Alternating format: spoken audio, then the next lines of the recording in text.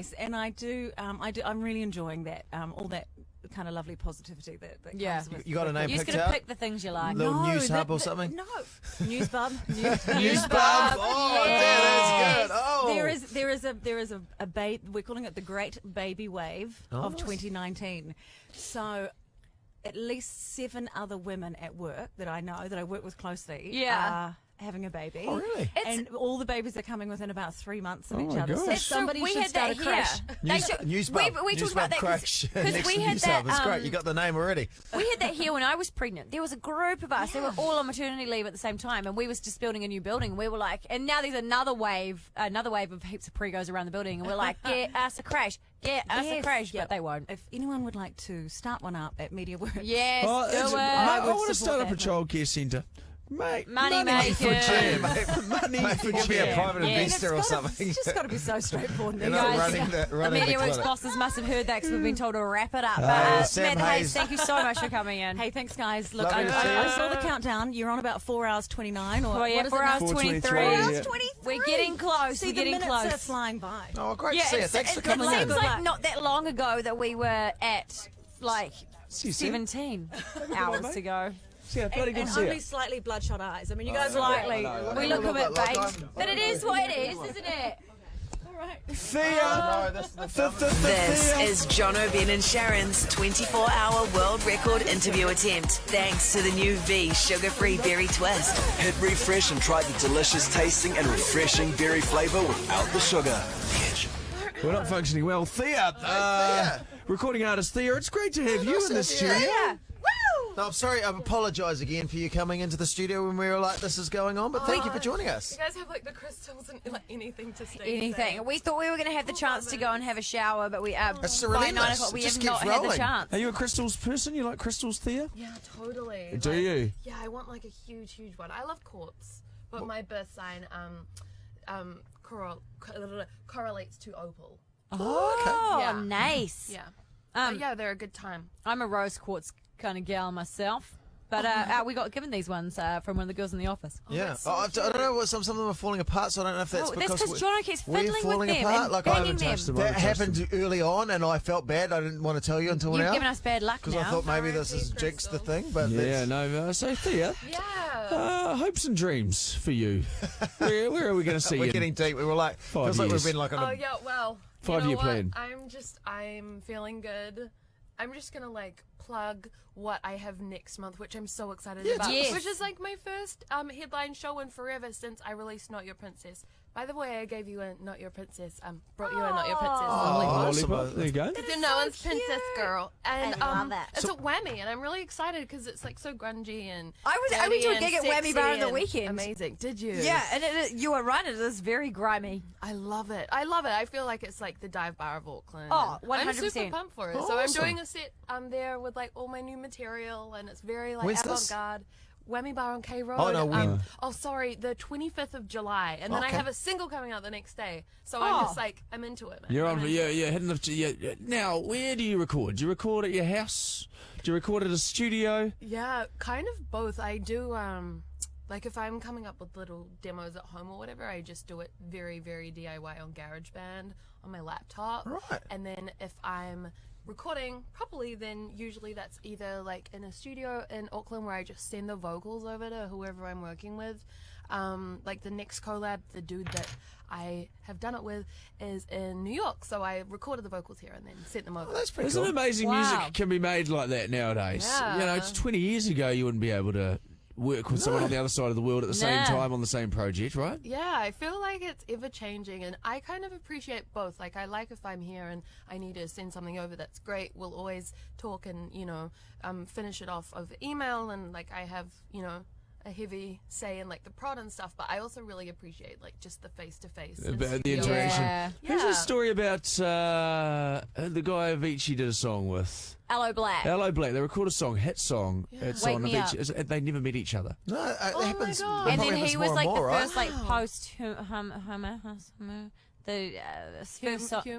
You know what I mean? Humus, yeah. The posthumous song After his death. After his death. Yeah. and they still had never met each other. Oh, Yeah, it was that's so like- crazy. That's I feel sad for who was it with Aloe? Aloe Black, I yeah. feel sad for Aloe. It would have been cool if they'd like met each other. Yeah. And apparently the Drax Project never met never met Hailey Steinfeld. yeah. And she sang on their Wow. Yeah. That's crazy. So when you've got Future, a single, we're here. when you got a single coming out, do you are you like always fully confident? You know, like this is going to be a banger, or do you like the closer it gets, you're like, oh, we'll see how this goes? Well, I feel like every song I release or or make, I feel like is a banger. Well, that's it's cool. just That's whether good, like yeah. everyone else believes No, that's it great. too. Yeah. But I genuinely, I just love my music so much. So you're and excited? You're like, I can't I get wait for that so to excited. come out into the world to hear Yeah, it. like it doesn't matter what the song is.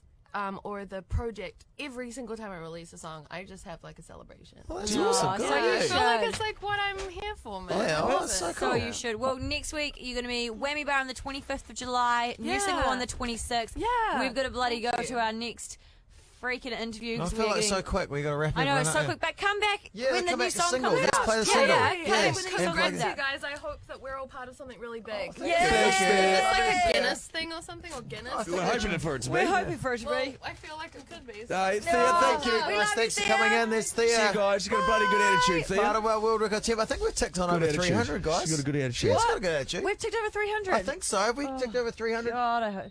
Yeah, we have. Thanks to the new Yeah, V it's yellow sugar-free in berry here. twist. Yeah. Jono, Ben and Sharyn Yeah. could be world record holders by 3 p.m. today. This so loud. is Jono, Ben and Sharon's 24-hour world record interview attempt live on Rover. 302, guys. Yeah, so what we're 300. 302. And we need 302. 48 more interviews. 46. 46 more interviews, and here Oh, is 302. Sorry. make that 303. Aziz is on the show from the AM show. How you going, Aziz? Good guys, how you doing? Oh, Oh. we're good. Are you surviving? I mean, we're We've here. had our It's moments. a loose use of the term. It's a loose use. We're here and We're existing. Yeah, We're giving it a crack. we're saying some stuff. I don't know what it is, but it's stuff. That's, I love that, guys. Yeah. How many hours have you been going for? well, this is we've got 4 Almost hours. 20 hours, Yeah, almost 20 20 hours. 20 hours. Wow. Aziz, what's your biggest bugbear with traffic? Oh, traffic. You know what? Actually, speaking of traffic, the other day, I don't know if you guys find this, but people doing the weirdest things in cars while driving, especially on the motorway. Have you guys ever seen anyone doing anything kind of weird? We spoke- like things they shouldn't be doing in the car? Well, yeah, we spoke to a lady the other day. She was giving herself like a Brazilian wax. Brazilian wax sort of situation. That's quite. What? We didn't see it, Oh, but she no. said she was definitely waxing on the way in. A very unusual thing.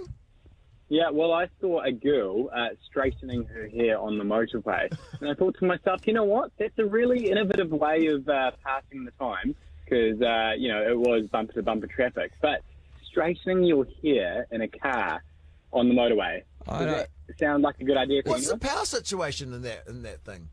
Well, I reckon you can get like a little adapter And the lighter. Right. one of those lighter things. Yeah, the thing is, soon we'll have driverless cars. We'll all be we'll getting changed in the car on the motorway. The Mr. Bean style. Yeah. Yeah, Still I've there? seen that Like, before. that's just Yeah. that's just being a bit lazy, isn't it? Well, if the driverless The car. car's doing the work for you, Sharon. No, but I mean, like, if you just get changed at home, it's not that hard to get changed at home, is it? Yeah, true. But also, Sharon, you could actually think about it as using your time in the best possible way, right? I mean, you could waste time changing at home, or you could optimise that traffic time and change in the car. I imagine for someone like yourself, it's easier on the AM show. What time do you have to get to work in the morning? So I get up at around 3 a.m. every morning, and then basically I'm in the office anywhere between about 4:30, which I guess is routine. Do you ever get used to it? Absolutely not. For maybe 5 years doing these hours, I can tell you, I used to be a much nicer person. Yeah, no, and it's great that those early morning hours bash the niceness out of us all. Isn't it? It's, Aziz, Yeah. Aziz, what was the last email you didn't reply to? And would you like to reply to it now on the radio? Yes, I would like to formally respond to my boss, Richard Sutherland, news director, for the next 2 weeks at least. Yep. I will meet you at 10 o'clock on Monday. I'm not sure what you want to meet me for. I hope that it's good news. And if not, that's okay. I'm sure we can come to terms with something. I'll start packing my desk now. But Jeez, all right. Monday 10 a.m. I'll be there. Okay, there you go. Richard Sutherland, I hope you got that message loud and clear. Oh, there we go. yeah. Aziz from the AM show. Hey, thank you very much for your time, buddy. You're a good sport. One of the nice guys. Good on the inside, good on the outside, and you go and do the best version of you. Oh, thanks, guys. I could just stay here, listening to all these praises. This is amazing. This is more praise than I get from my own team. You guys are awesome. Well, I can imagine. Oh, we bloody love you, It'd Aziz. be hard to get a word in with Richardson and Garner. Yeah, I reckon. In the office, wouldn't it? You have a wonderful Friday, Aziz. You're a top guy, Aziz. We have got our next guest ready to come on in. Another guest. Yes, It's not we like do. us to keep going from guest to guest. Yeah, that's the whole thing. That's the whole point. Yeah, I know that was meant to be sarcastic, but She is one of the best humans out, Jess Blair. She is now. Jess has got a book about wellness coming out. Jess, come sit here. Ben, set up our guests, please. Jess, what do you want me? What do you? No, I know. Jess and I usually. I brought healthy treats. Oh, healthy treats, great thank idea. you. Oh, great idea. Jess and I usually do Pilates together on a Friday At 10. at 10, but obviously we're not going to be doing that today. But So you can do it in here. So I brought some tasty protein bars. I think you guys need that. yes, Thank you, thank Jess. you. That's right. Wellness. How can we be well? Well, Jess got a new book coming out. Oh, yeah, tell us a bit about it. Okay, cool. So it comes out next Friday, and it's all about sleep.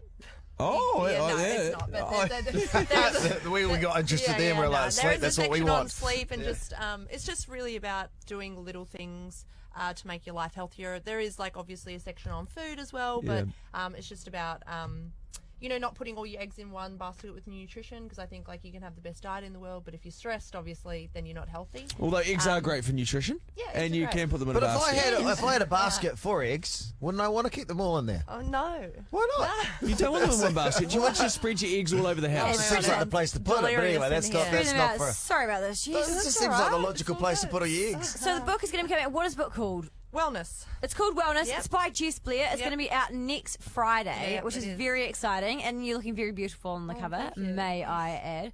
And what else? Took have a you- team. What else you got going on, Jess? Oh, What's the goss? just football. Adam, obviously busy with that. He's Oh, going to be yes. away the next month. So you're married to Adam Blair from the Yeah. Warriors, who is one of Ben's heroes. I was going to bring him in. I love it. You Oh, should. I geez. know. Oh my that's God, what I Ben would said. Oh, I lost the have plot. cried. We had a wee You should crying just- moment. Well, if no one turns up, you should just ring him. Yeah. Ben's Yeah, I'm a Ben big wants to fan. come to Pilates because I told him that Yeah. Adam I comes I was to on the Pilates. fence, and then she said, Anne Blair might be there, and I was like, okay, I'm going. I'm coming. Sign me up. Oh, Sign me up. Now I feel like I a d- weird stalker in front of your husband. I don't think letting Ben near your relationship's a good thing. It's I not don't a think great it is. idea. Oh, look, my dream, Jess, is to one day be able to wear Warriors shorts and feel comfortable in Okay, them. right. Because maybe you can help me with this. Well, Pilates, Because my I legs, tell you- as you can see, I'm wearing a 90 right now. Not great. I The think short- Pilates is a good. That'll You build know, it. like- That'll build it. Every year I go Protein. try on Warrior shorts to like Rebel Sport, and I'm like, not for me, not No? this year, Ben. Well, what about the tracksuit pants? The tracks I can Yeah. do that, Yeah, you know, you can hoodie, do the that's fine. But trackies. I'd just like to be like one of the boys in Yeah. short shorts, Why but can't do it. We had I'm the wearing a pajamas nightie, on I don't know. overnight. I don't know, Jess. We had pajamas on overnight, and then we were supposed to get changed at like 8 o'clock, and we just haven't done it. And every time we go to do it, There's another interview. there's another interview, and we're like, oh god, We it took me an smell- hour and a half just to Yeah. wee like before. I feel like, but wearing pajamas, it's just like a. It's just It was- tease. It's It's Yeah, like a it slumber was- party. It's but, like, yeah. It was get comfy sleep. overnight. Sleep. It was comfy overnight, but now it's just a little bit like I really want to have a shower. Yes. Yeah, go and have one. You never I share. can't see. Well, no, because we've got too many. Now, how are you finding it in New Zealand? Yeah, I Like, really like it. Yeah? Yeah, it's good. so originally from Australia, or you? Yeah. And Yeah, you're yeah. here for the last couple of years. You like Yeah, it? a year and a half now. Yeah. Oh, great. Oh, Yeah, nice. it's good.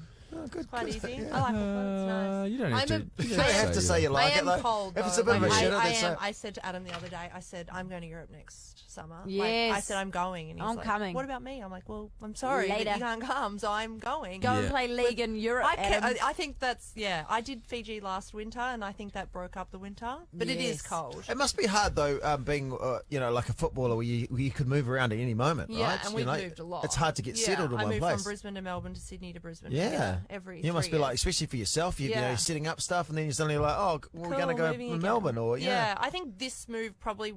Well, it didn't end up being the hardest, but for me, I thought it was going to be the hardest. Obviously, the kids. Harlan was at school, and we've got a 2-year-old who was then 1, and I felt quite spoilt being in Brisbane. I didn't have my parents there, but I did have my brother and sister, so I felt like I was like, oh, I had it so easy that last Yeah. year in Brisbane, Yeah. and then moving here, we have no. We have Adam's uncle is here, but we don't have any. Yeah. help. Yeah. So that makes it hard. Do you go to all the Warriors games? I go to the home games. Do ya? Yeah, it's like my social outing of the week. Oh, that's cool. Oh, nice. Do they, It's great. It's awesome. All the girls are awesome. Did you get good seats? Yeah, we go in a bowl. Yeah, nice. say the $100 Do you know, I took a And we ham drop our home. kids I at took the a ham home creche. from a box once.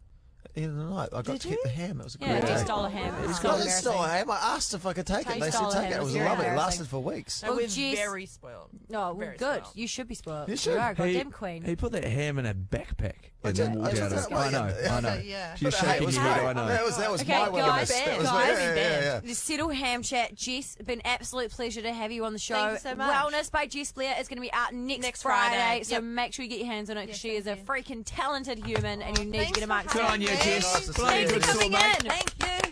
You.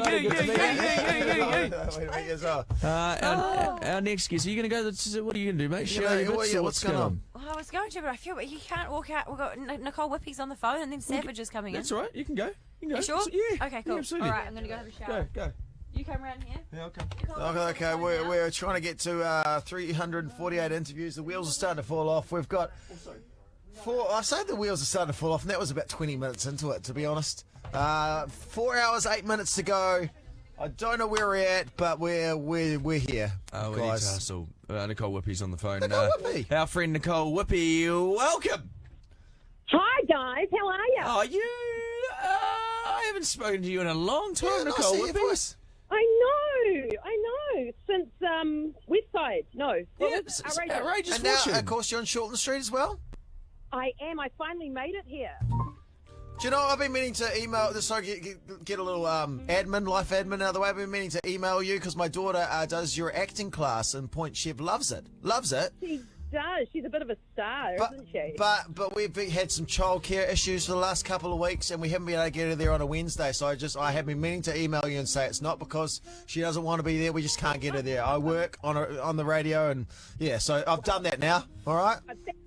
Thanks for clearing that up for me. Hey, I'm glad that she's liking it though, Ben. She's loving it. She's loving it. Yeah. I can't help but feel we're on a bit of a personal conversation on our interview marathon. Sorry, I was just going to say I've been meaning to email. and I was You're just clearing like, up some life admin here. yeah. Getting in the way of our record here. Hey, Nicole, you've been on Shortland Street for a few weeks now. The family's coming with an absolute blast. Scandal aplenty this week. If you've been watching Shortland Street, you'll know what it is. Mm-hmm. Tough subject, man. Yeah, real Very full tough. It has been tough, but I think we're all handling it really well. But you know, like it's always drama out here. We can never just be a happy family, can we? No, it'd be a far more realistic, but probably a far more boring show if everyone was just leading their lives peacefully. Well, Yeah. that's right. Exactly. It's pretty brave of Shortland Street to be tackling this because over the last couple of years they've tackled many different subjects that may be taboo for 7 p.m. but they've really they've gone there and I think it's been awesome that they have. Look, I've only been on for about a month, I think, maybe a couple of months, and we already know that my daughter's a pyromaniac that likes to just burn down everything. Yeah. And I've just lost my mother-in-law. I've just been blamed for the loss of my mother-in-law. And now this week has happened. So, yeah, it's a good time. I mean, geez, you'd be wanting to move back to Australia, wouldn't you? Fantas's a hell of a place, right? It's a hell of a place. Yeah, back to Byron Bay. Nicole Whippy, we have got 3 minutes for each interview, and Ben has spent 2 minutes of that getting his admin email out of the way with you. For his daughter. Yeah, Hey, which- is she going to come back next term? Because she should. Yeah, I know. I've been meaning to email you back about that. Why don't you guys sort this out on... What are We we would doing? love to have her back, just so you know. Oh, she has. She really has been enjoying it. She's been telling me about some of the games they've been playing, and Okay. Maybe tell her to bring a friend. Yeah. okay, there we go. Have you got Nicole's number? You should text, do you want to text her? Nicole Oh, Whippy. I got number. We're talking to her right now, mate. Yeah, I know. Okay, we've got to move on. Nicole Whippy, one of the lovely people in show business in New Zealand. You keep doing what you're doing, Nicole, and Ben will keep sending his daughter to your acting class. Oh, wonderful. Thanks, guys. Get a good sleep when you can. Will do. Nicole Whippy All the from best. Shortland Street and also Point Chevalier acting class. Andrew James, AJ, How welcome. are ya? How's it Hey, going? great to be here. Mate, you from the TV show Short and Wide. It's good to have you on. We had a bit of a conversation on Friday night. Wonderful guy you are. Yeah, thanking you, mate. it was a wonderful chat at the bar we had. Rather tall too, Andrew. I noticed you'd be pushing 6'5".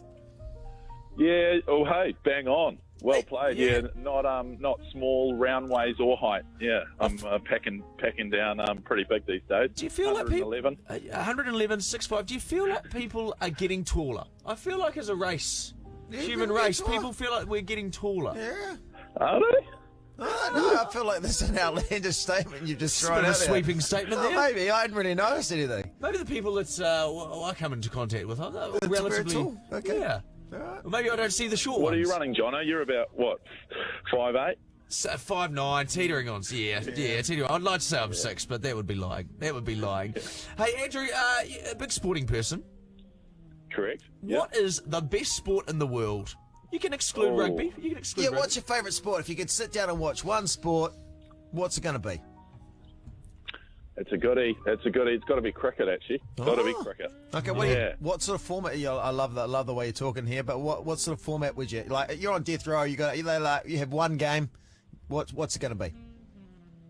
It'd have to be an ODI, and especially because it's the day night of the 7-hour thriller. Right now we're in the World Cup, so yeah, it's got to be the ODI. If I was on death row, I'd opt for a 5-day test match. Just get another 5 days out of life. Just eat that one out. You get an extra 4 days of life, don't you? Yeah, true. That would be a great. You're like, damn it, you got me on a technicality there. Or is it just delaying the inevitable? I don't know. Yeah. Who's the best sports star you've come into contact with, Andrew? Oh, that's a toughie. Dick McCaw probably. Yeah, Richie McCaw. Richie McCaw. He just seems like a bloody good bloke, doesn't he? He is. He is a bloody legend. Yeah. We've rustled a couple of feathers with him. He's a legend of the game. Not the worst bloke in the world, and I think for what he demands for what he's done on the field, has got to be number one for me. Yeah, biggest sportsman in the world for me. Now, this year you emceed Rhythm and Vines, is that right? How was that? Yeah, we've done it a few years now. Gee whiz, it's showing my age though. The 18-year-olds still stay 18, but yeah, well into my twilight years now. But who's listening 4 years on the. Who's listening to you on stage when you're up there at Rhythm and Vines? It's good fun though. We've got 4 years on the trot, me and my mate Ant have done, so it's certainly a big buzz having 20,000 people out there fizzing. Oh, that's awesome. I feel like I went to Bay Dreams too, and I'm like, geez, I tell you what, they've taken it to another level. People are taller. Yeah, people are taller. As Andrew would sympathise with them. Everyone's wearing stilts these days. Oh, they're so tall. Andrew James from Short and Wide, thank you very much for being part of our interview marathon. And you have a wonderful weekend, my friend. Go well out there, team. Good on you, bud. Nice to talk to you, buddy. Our next guest, a very dear friend. We've worked with him many times. And I mean this sincerely, a bloody nice guy. Moving like a gypsy. Stop, wall, back it up now, let me see your hips. Sweet. Oh, shit. Savage is in the house. Shit. Stop, wall, back. How are you, buddy? Hey, we got Savage in here for the interview marathon.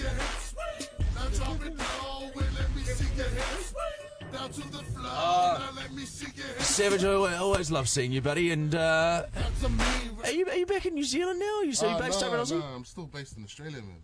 You're doing big things in Australia. Yeah, well, I signed to an Australian label, so I just thought moving there would help me commit more, I guess, to the projects and stuff like that. So it's been going really well. Because you do a lot of gigs in Bali as well as in Australia and New Zealand. Yeah, majority of my shows are abroad, so. Just got to follow where the bread and butter is, I guess. You do, and you got to follow where those pinged up Aussie bogans are partying. Hey, man. I'll take the dingo money. Dingo money. So do you come back to New Zealand often? I do. I'm here almost every month. I still come back and do shows as well. Majority of my shows nowadays are DJ sets, so it's been cool doing the crossover because, crossing over to EDM. The guy holding the mic is irrelevant. The guy behind the decks is the one they came to see. So I had to make that transition over, but it's good to come home to New Zealand and do live shows. It's so when you're doing your DJ set, are you doing any rapping? Of course. Singing? You are. That's my point of difference. Right. Anyone can play my record. Any DJ can play my record, but I can play it and perform it. So that's cool. Kind of my point. I respect you as a business person too, because you really, from when you're in the Decepticons to where you are now for a career trajectory, it's very different from where you started and where you are. It's definitely been a long run, almost 20 years now. Still in the industry now, and just more comfortable now that I understand the business side of it all.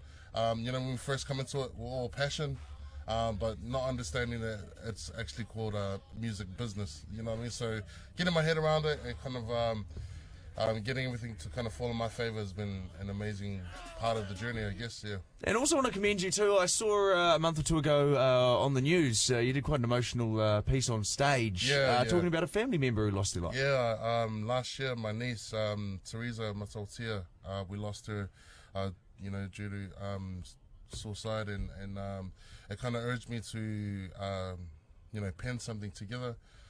So what I did was I wrote it's pretty much a testimony of when I was similar age, around 15, and everything wasn't going the right way for me as a young teenager, growing up in Manirua and coming from a broken home.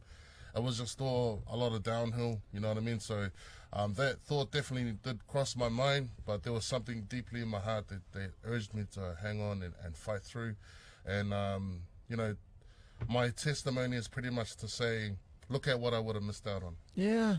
So for a lot of the young ones out there, there's so much that is yet to be developed from you, So I'm urging them to fight through. Because it's hard when you're at that age, because you're in that moment, and it's hard to see through to that other side. Especially when you're a teenager, you're like, this is it, this is, what's weird is when you're 15, 16, you think that's the peak of your life. I went back to the thoughts I had back then, and that's exactly how I thought. I just thought, man, that's the peak of my life. Yeah. But it's not, it's man, you're still a baby, man. Oh, but I mean, I'm sure the youth of your neighbourhood now would look at you and you'd be an inspiration to them, and I'm sure you're doing great things for the community. Yeah, well, that's what I'm planning to do after I finish with music, which is to build, hopefully, to one day build and self-fund my own centre. Oh, good on you, mate. Awesome, man. Yeah, bloody. Just help our kids change their mindsets and to, like I said, fight through, to help them fight through their journeys. Oh, Savage, you're a bloody good bastard. You really are. You're one of the good ones. Love you. Thank you so much for coming in again. We appreciate it. We're sorry so quick because we're trying to power through so many interviews. So we really appreciate you coming in. Keep up with the V's, but not too many. We love you, man. You do, as Jono said, amazing things. So keep it up, man. Good on you, Savage. Always, man. Good to see you, buddy. Oh, awesome. All right, we move on. It just keeps rolling. It does not stop. Savage. Hey. Our next guest, see you, Savage. Have a good one. See you guys. Have a good weekend, mate. Our next guest, a comedian, I would say one of the funniest people in New Zealand, hands down. You'll know him from his wonderful impersonations of politician Paula Bennett. The one and only Tom Sainsbury, and star of new TV NZ On Demand show Educators. Welcome to the show, Tom.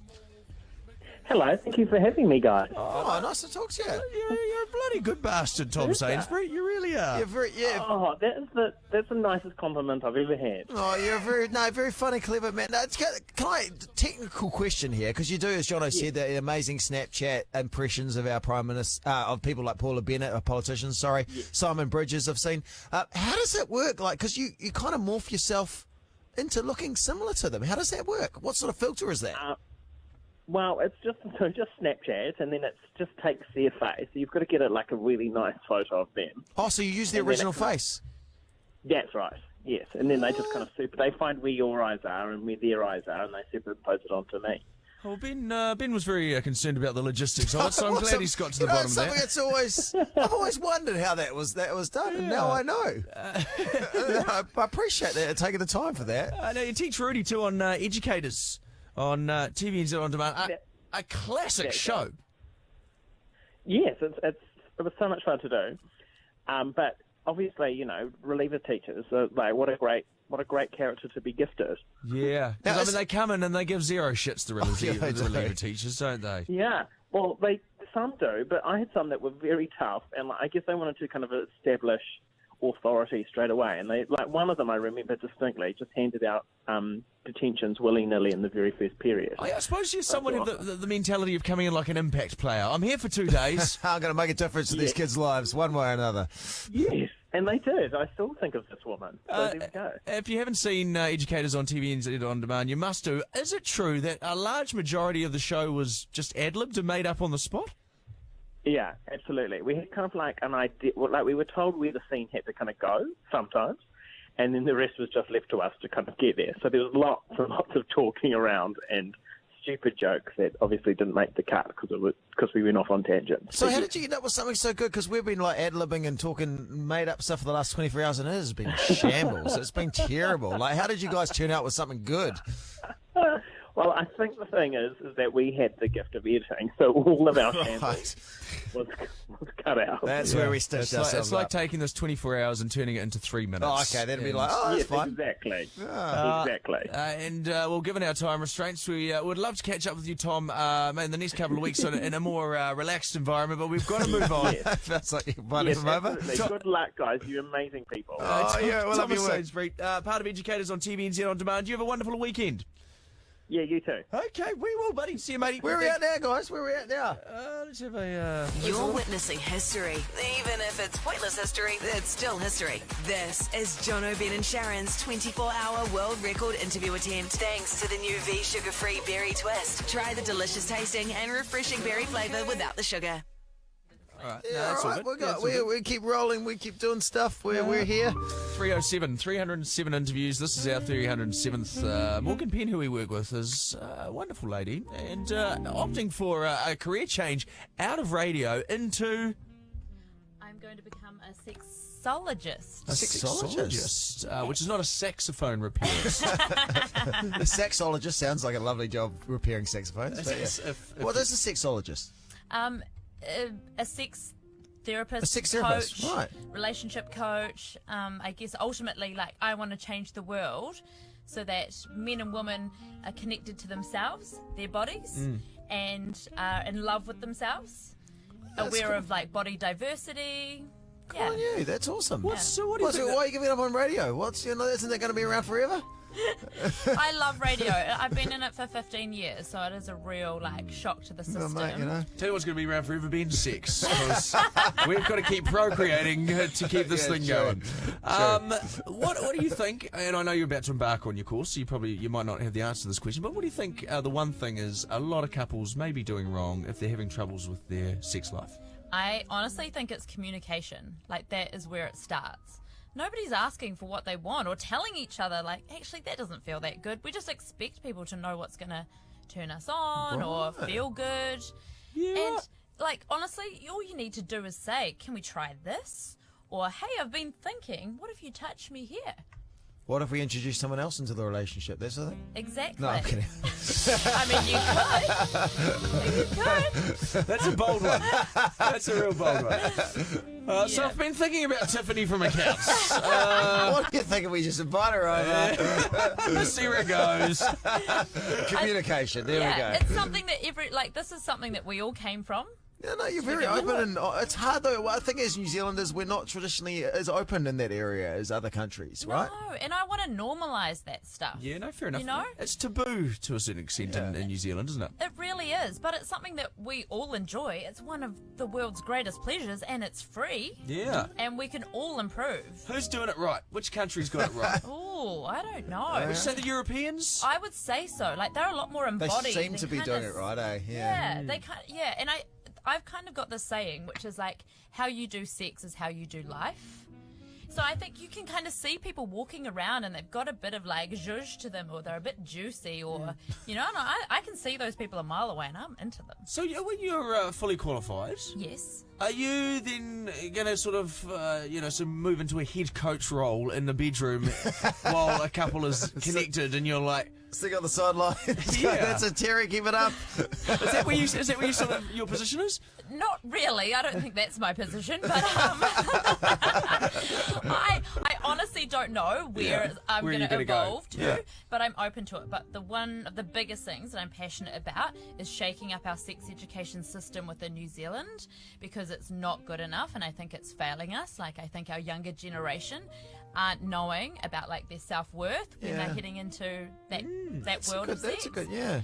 And and so I want to, and the curriculum needs to change. Like, it's so weird how it is at the moment. It's such a small amount that actually has to be taught, and then it depends on the school. Like, if it's a Catholic school and the teacher, there might be hardly anything that's actually being taught to these kids. I can't even remember. I went to an all-boys school. I can't even remember. Do you remember getting taught how to put a condom on?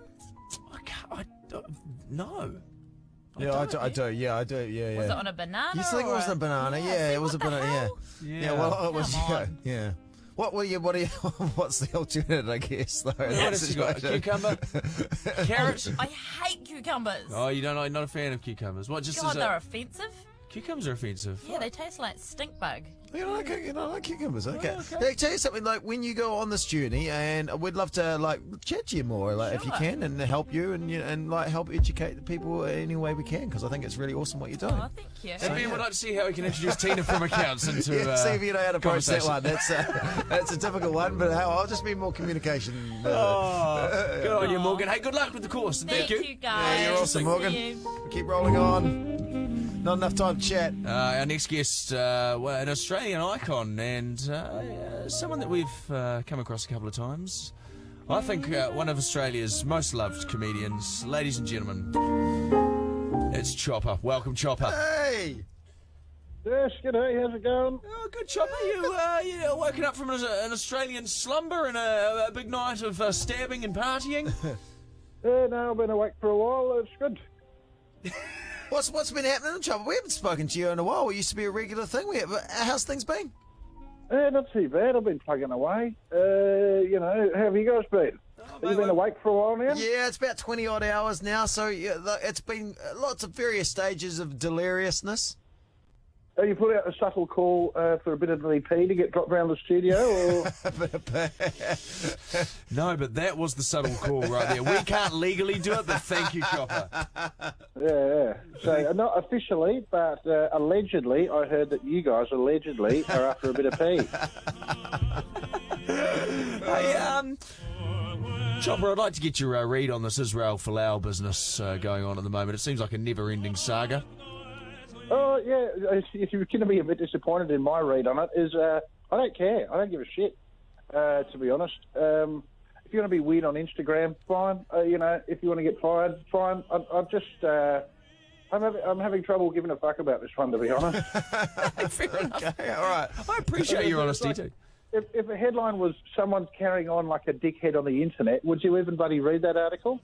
No, you're right, but that's what he's doing. Yeah, you're right. But true, which is, on any one other... more dickhead and a giant pile of bloody dickheads on the internet. Who cares? Australian sport hasn't been a great year for them, or the last 12 months, I guess, with the old sandpaper thing. Are you guys living that one down yet? The cricket thing? Yes. Once again, you're going to be disappointed, mate. I don't give a shit about cricket either. Okay, we need to find your hot buttons. What's the hot buttons?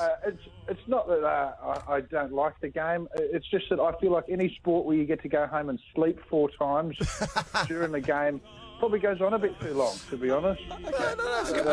Very valid call. I'm going to check out a third one. Climate change. Oh, yeah.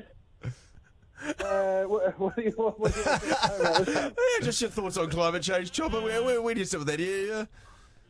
Oh, look, I don't know. I don't know what to say, really. Some people are like, climate change was made up so that some people could get really rich.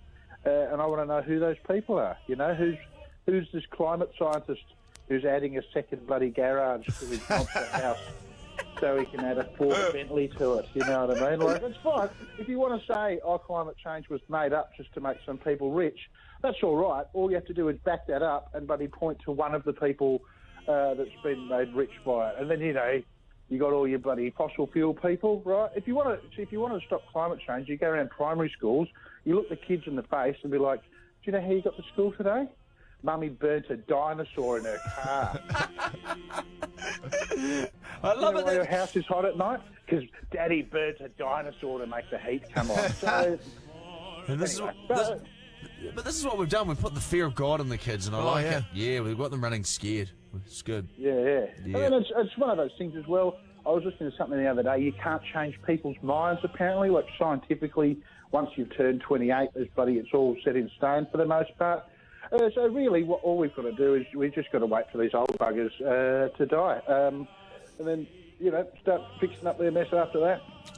Chopper, thank you very much. Bloody nice to talk to you, buddy. Hey, sorry to get weird at the end there, but, good on you. Hope you get it bloody done, and I hope someone drops something off at the studio. Mate, to be honest, with 3 hours and 44 minutes to go, that was probably the most sensible thing that's actually been on this, so I appreciate it, Chopper. Yeah, nice one. Well, good luck, and stay massive legends.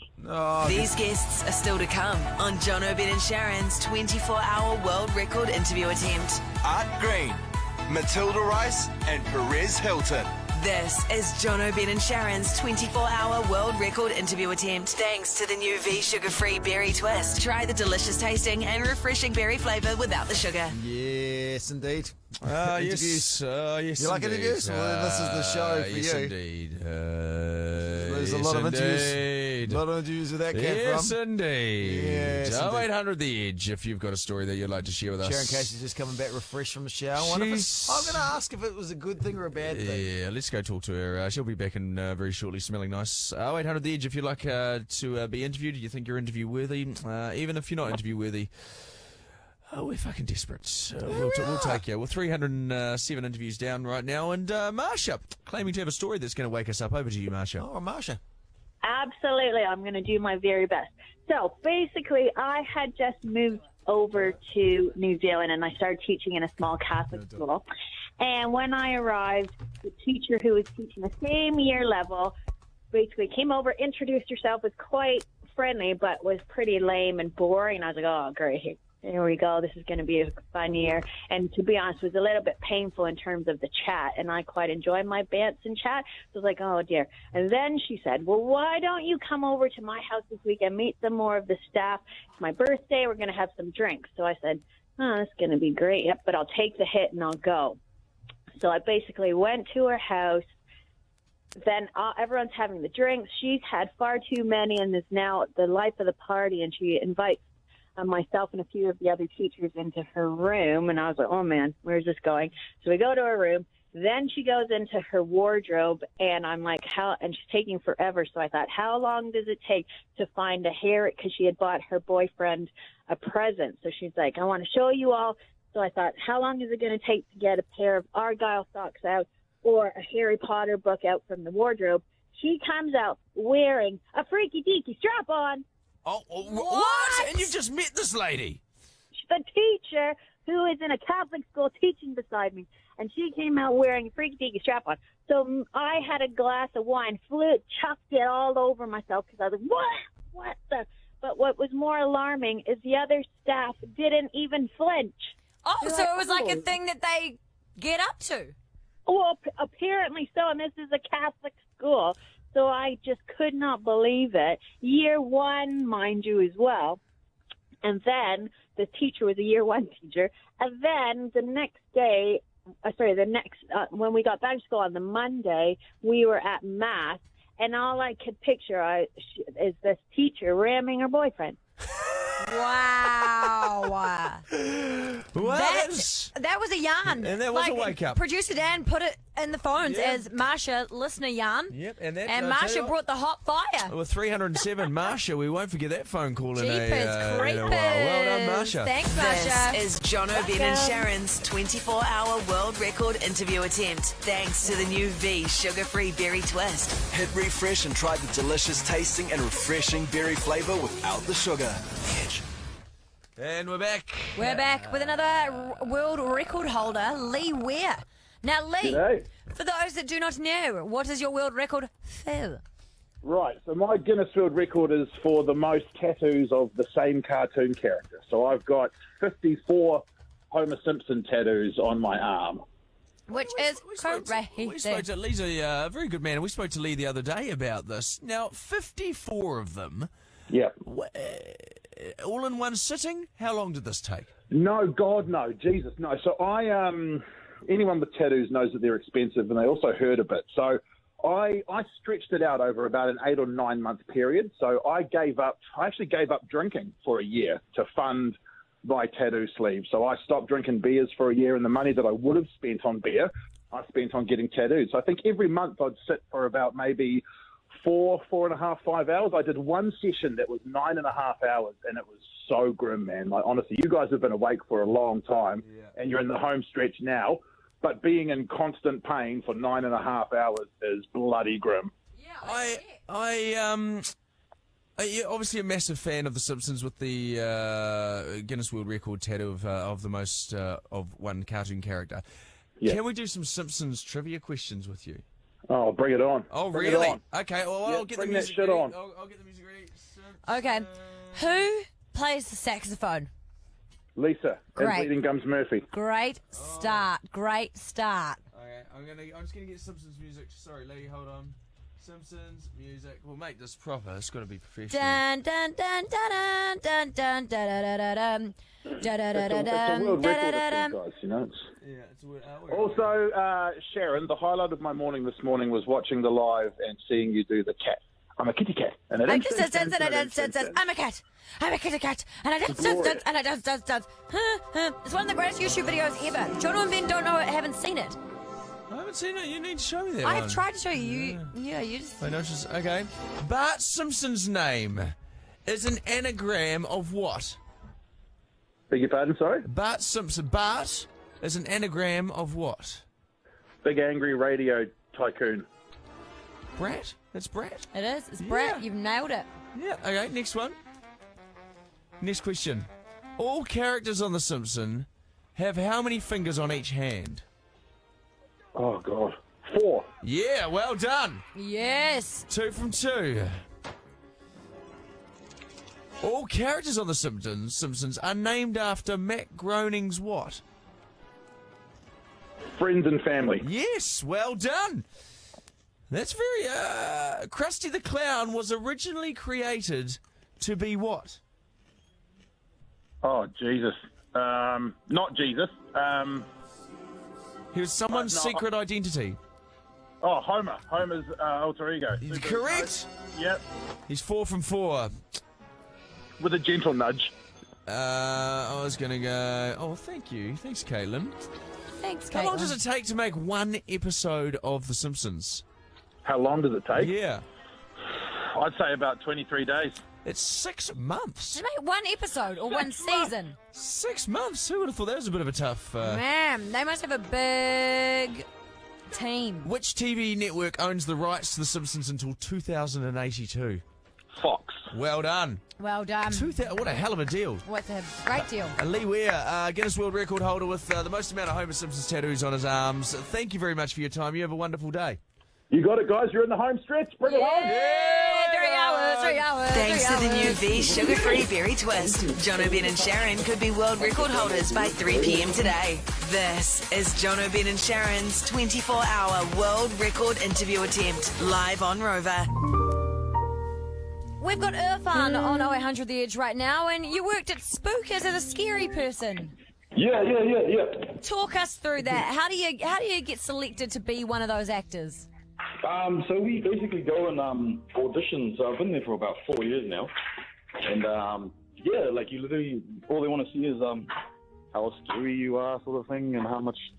I'm not to explain it. It's like it's an insane job. What do you dress up as? There's some interesting creations there. What do you dress up as? You really just like it depends on where you are.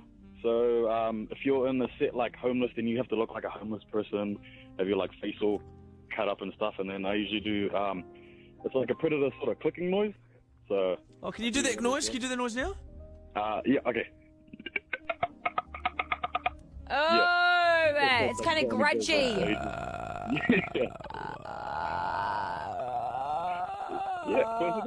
It's a really slow version. I can't do it. You gotta. How long can you hold that for, Eva? pretty long. I'd say like a minute, maybe. Wow, that's terrifying. Have you ever scared someone so much they spewed or something? I've had a lady wee herself, so that See, that's not ideal, is it? No, it didn't smell great. I No. bet it didn't. Well, that's the you wouldn't. Because I'd always be worried as one of those spookus characters that someone's going to get a fright and like punch her or something. Yeah, that hasn't happened yet, so. Well, that's a relief, isn't it? Yeah. It's one of those. Do you get to choose what character you get to be, or you're just a character? No, you get to choose. So you just use your imagination, pretty much just let it run wild and just do any sort of makeup that looks scary or whatnot. Wow. You do it out if you don't know what spookers is. It's a bit of an attraction where you go out. You can go out for dinners and functions and go and get frightened. It's an old mental institution. Yes, it was, wasn't it? Are there ghosts out there you think of, Anne? Have you had any interesting supernatural experiences? Yeah, I never used to believe in that stuff because I was like because I am a religious person. But then when you do experience something, it's kind of out of the ordinary. So yeah. I mean, I've felt and seen things, which is kind of scary. Yeah. Well, some dark stuff must have gone on at that place. Oh yeah. Nah, it's an awesome place though. Yeah, no, it is. I mean, it must be worth millions, that property out there, but it's. Aren't they trying to sell it? It's for sale too. It's Yeah. for sale right now. That's what I thought. I thought that it was for sale. Well, it has been an absolute pleasure to talk to you this afternoon. I hope you have a wonderful day. Oh, you guys too. Thank you guys. Good on you, fun. Thank you very much. Wonderful Friday. We've got to welcome in our next guests.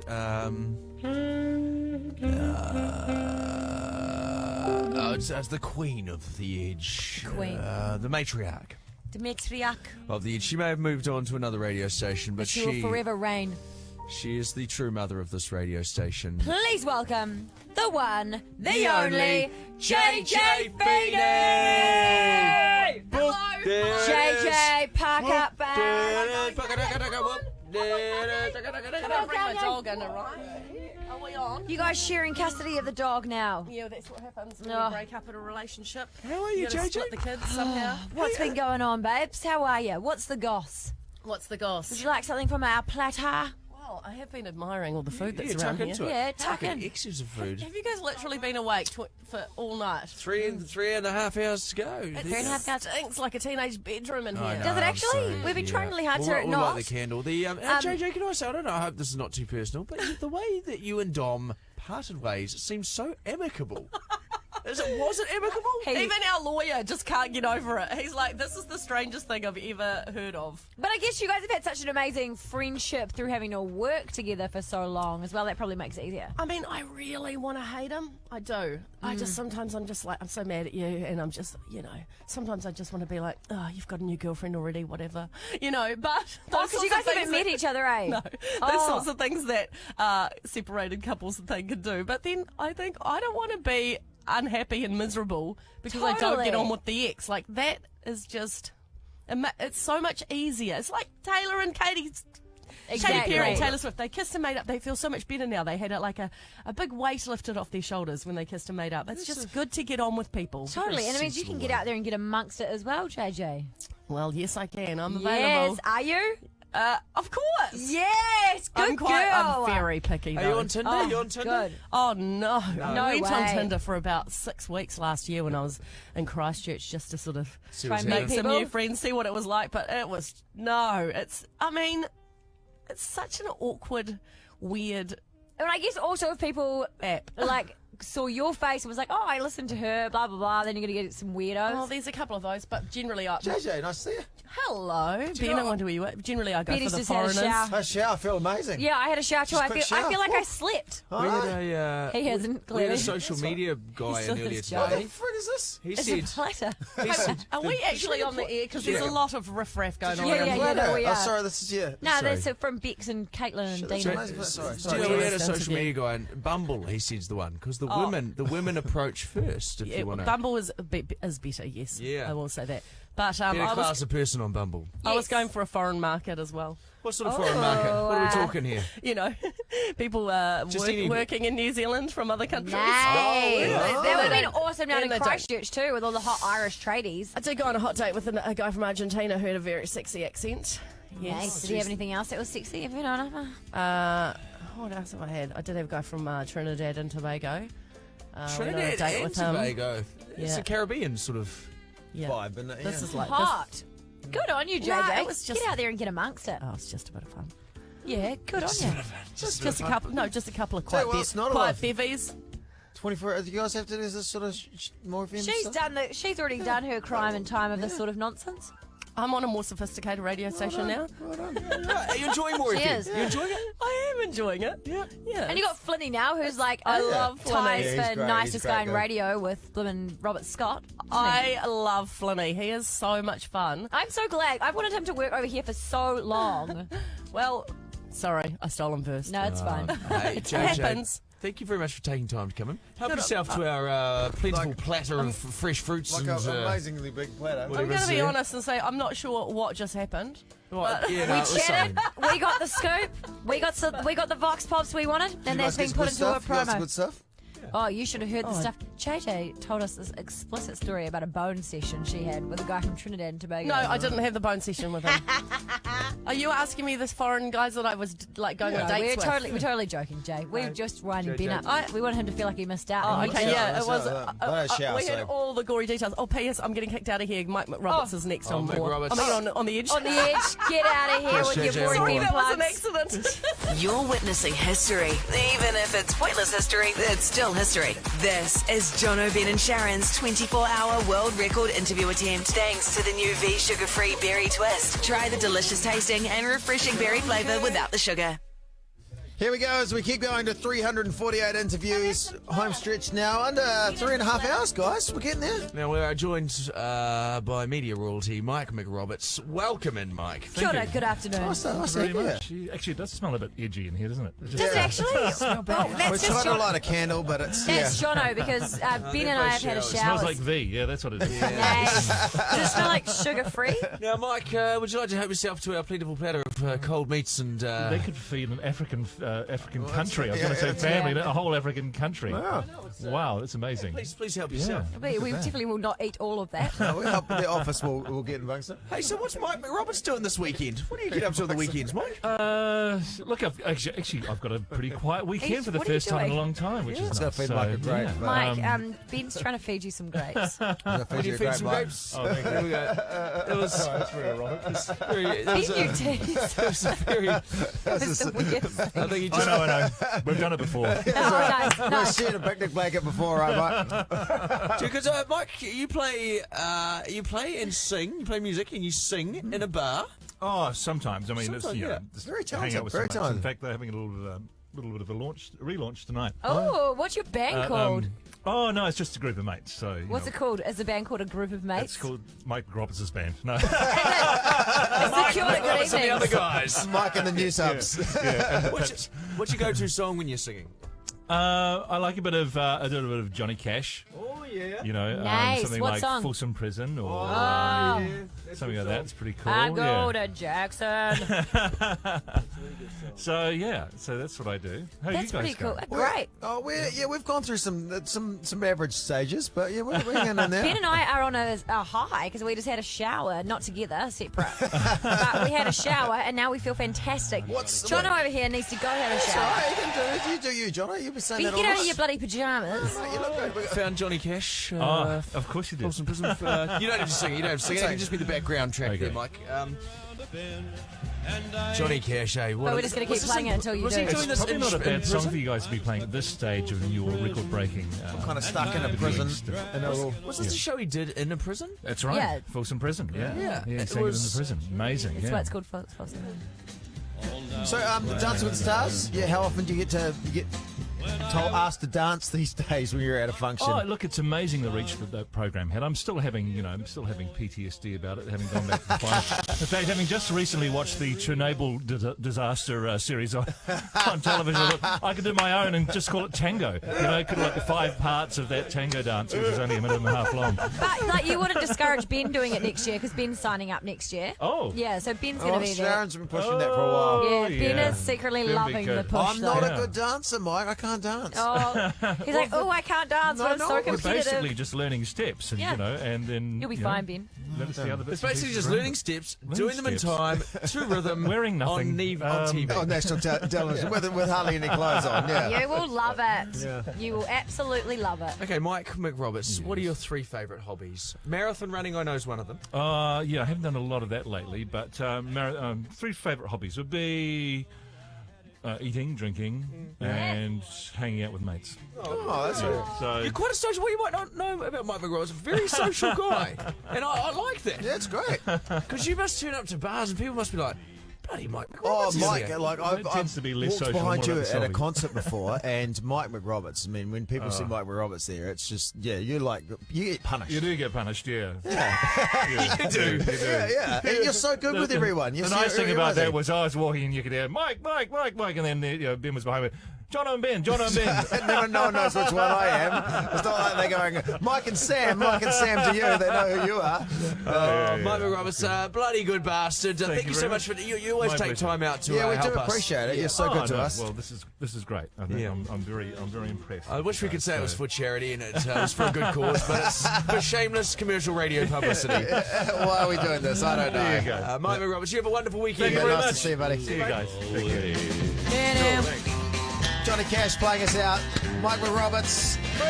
We've had some big bangers, big guests, haven't we, guys? These guests are still to come Love you, on Mike. Jono, Ben and Sharon's 24-hour world record interview attempt. Art Green, Matilda Rice, and Perez Hilton. This is Jono, Ben and Sharon's 24-hour world record interview attempt. Thanks to the new V sugar-free berry twist. Try the delicious tasting and refreshing berry flavour without the sugar. Hey. Yep. If you want to order your Don Boris, mate, why don't you do them away from our record attempts, okay? I won't have this tarnished with Don Bori ordering. Sorry, mate. Sorry, man. I know how much it affects you. Yeah. This is meant to be a professional setup, and all I'm hearing is Don Bori this, Don Bori that. When are we getting our Don Bori? Can I please have a Don Bori? It's Don Bori madness. I'm sorry, John. We've upset John now. It's insanity. What are we up to, Caitlin? 314 interviews, and Jono. I'd like to apologise to the audience for being part of this Don Bori. We should take that out to the office because it's such a... It's so big, we It's cannot amazing graze that selection. We love it. You've given us a platter Caitlin, of cold meats, fresh. Get out there and let people eat it. Yeah, honestly, don't keep it in here, mate. You get it out. Get it out to the media people. Get it out to the radio station. Bart, welcome, Bart Blythe. It's good to have you on the show. G'day. Good to have you on. Bart Blythe, you achieved something quite remarkable in the United States. You managed to get between Mexico and the US without Donald Trump finding you. Is that correct? Oh, not quite. Close enough, though. You're obviously delirious. No, I drove from Dallas-Fort Worth, Texas to Fort Lauderdale, Florida, non-stop. So how far is that? It's about just over 3,000 kilometres. Ooh, yeah. Wow. So how long would it take you to do that? Or did it take 21. It was 21 hours exactly. Oh, Jesus. That was only... I mean, you would have been pulling into Florida about now if we take into account... Yeah. Exactly. And how you guys are clearly delirious. Yeah. And you're sounding pissed. My be tongue honest. is swollen. Well, thank you for the compliment. Yeah. Do you think you'd be able to drive a car right now? No, listen. I reckon I could give it a crack. Well, no, but we're Ubering home. Oh, we Famous drive. last words from every drunk person. I'll give it a crack. Yeah. My tongue's swollen. What was so Nice to urgent? know. What was so urgent in Florida that you just could not stop along the way? Yeah, but what was so urgent? I'd just bought a vehicle, and and my mate who lives in Florida had picked me up at the airport. We'd picked up the vehicle, and we were driving back to his house. Which just happened to be 21 hours away. Yeah. And the only time we stopped was to put fuel in it, food, and go to the toilet, and that was all done at the same place. And we just kept on going for 21 hours until we rocked up to his place. You are so bloody good, Bart. And that was on top of, I'll tell you the full story. I was supposed to fly to Auckland from Wellington. My flight was cancelled because of fog, couldn't get out of Wellington. Oh, so the no. next morning, the flights were still cancelled to get to Auckland. So I drove from Wellington to Auckland, hopped on the flight at 6 o'clock to go to LA, so spent 12 hours in the plane to LA, probably slept half of it. 2 hours in transit, then 4 hours flying down to Dallas-Fort Worth, and then I met my mate who I hadn't seen for about 5 years. We went out on the piss till 3 in the morning, got up at 9 o'clock the next morning, went and bought this vehicle at 1 o'clock, and then hopped in it and the wheels started turning. God bless the USA. USA. USA! USA! Give it to me. USA! What? USA! Hey, Bart, thank you so much for calling. We bloody appreciate you, babes. Don Burry. And Don Burry. I hope Bryce appreciates your swollen tongue later. Well, I hope he does too, Bart. I hope he does too. I don't quite know what that means, but hey. Well, maybe it'll mean Sharyn won't be talking, and so he's like, well, maybe I think he meant it in a sexual way. But anyway, feel bad saying that when I just heard a child in the background of our next guest. Please welcome to the show a very special guest, Mr. Israel Dagg! Izzy!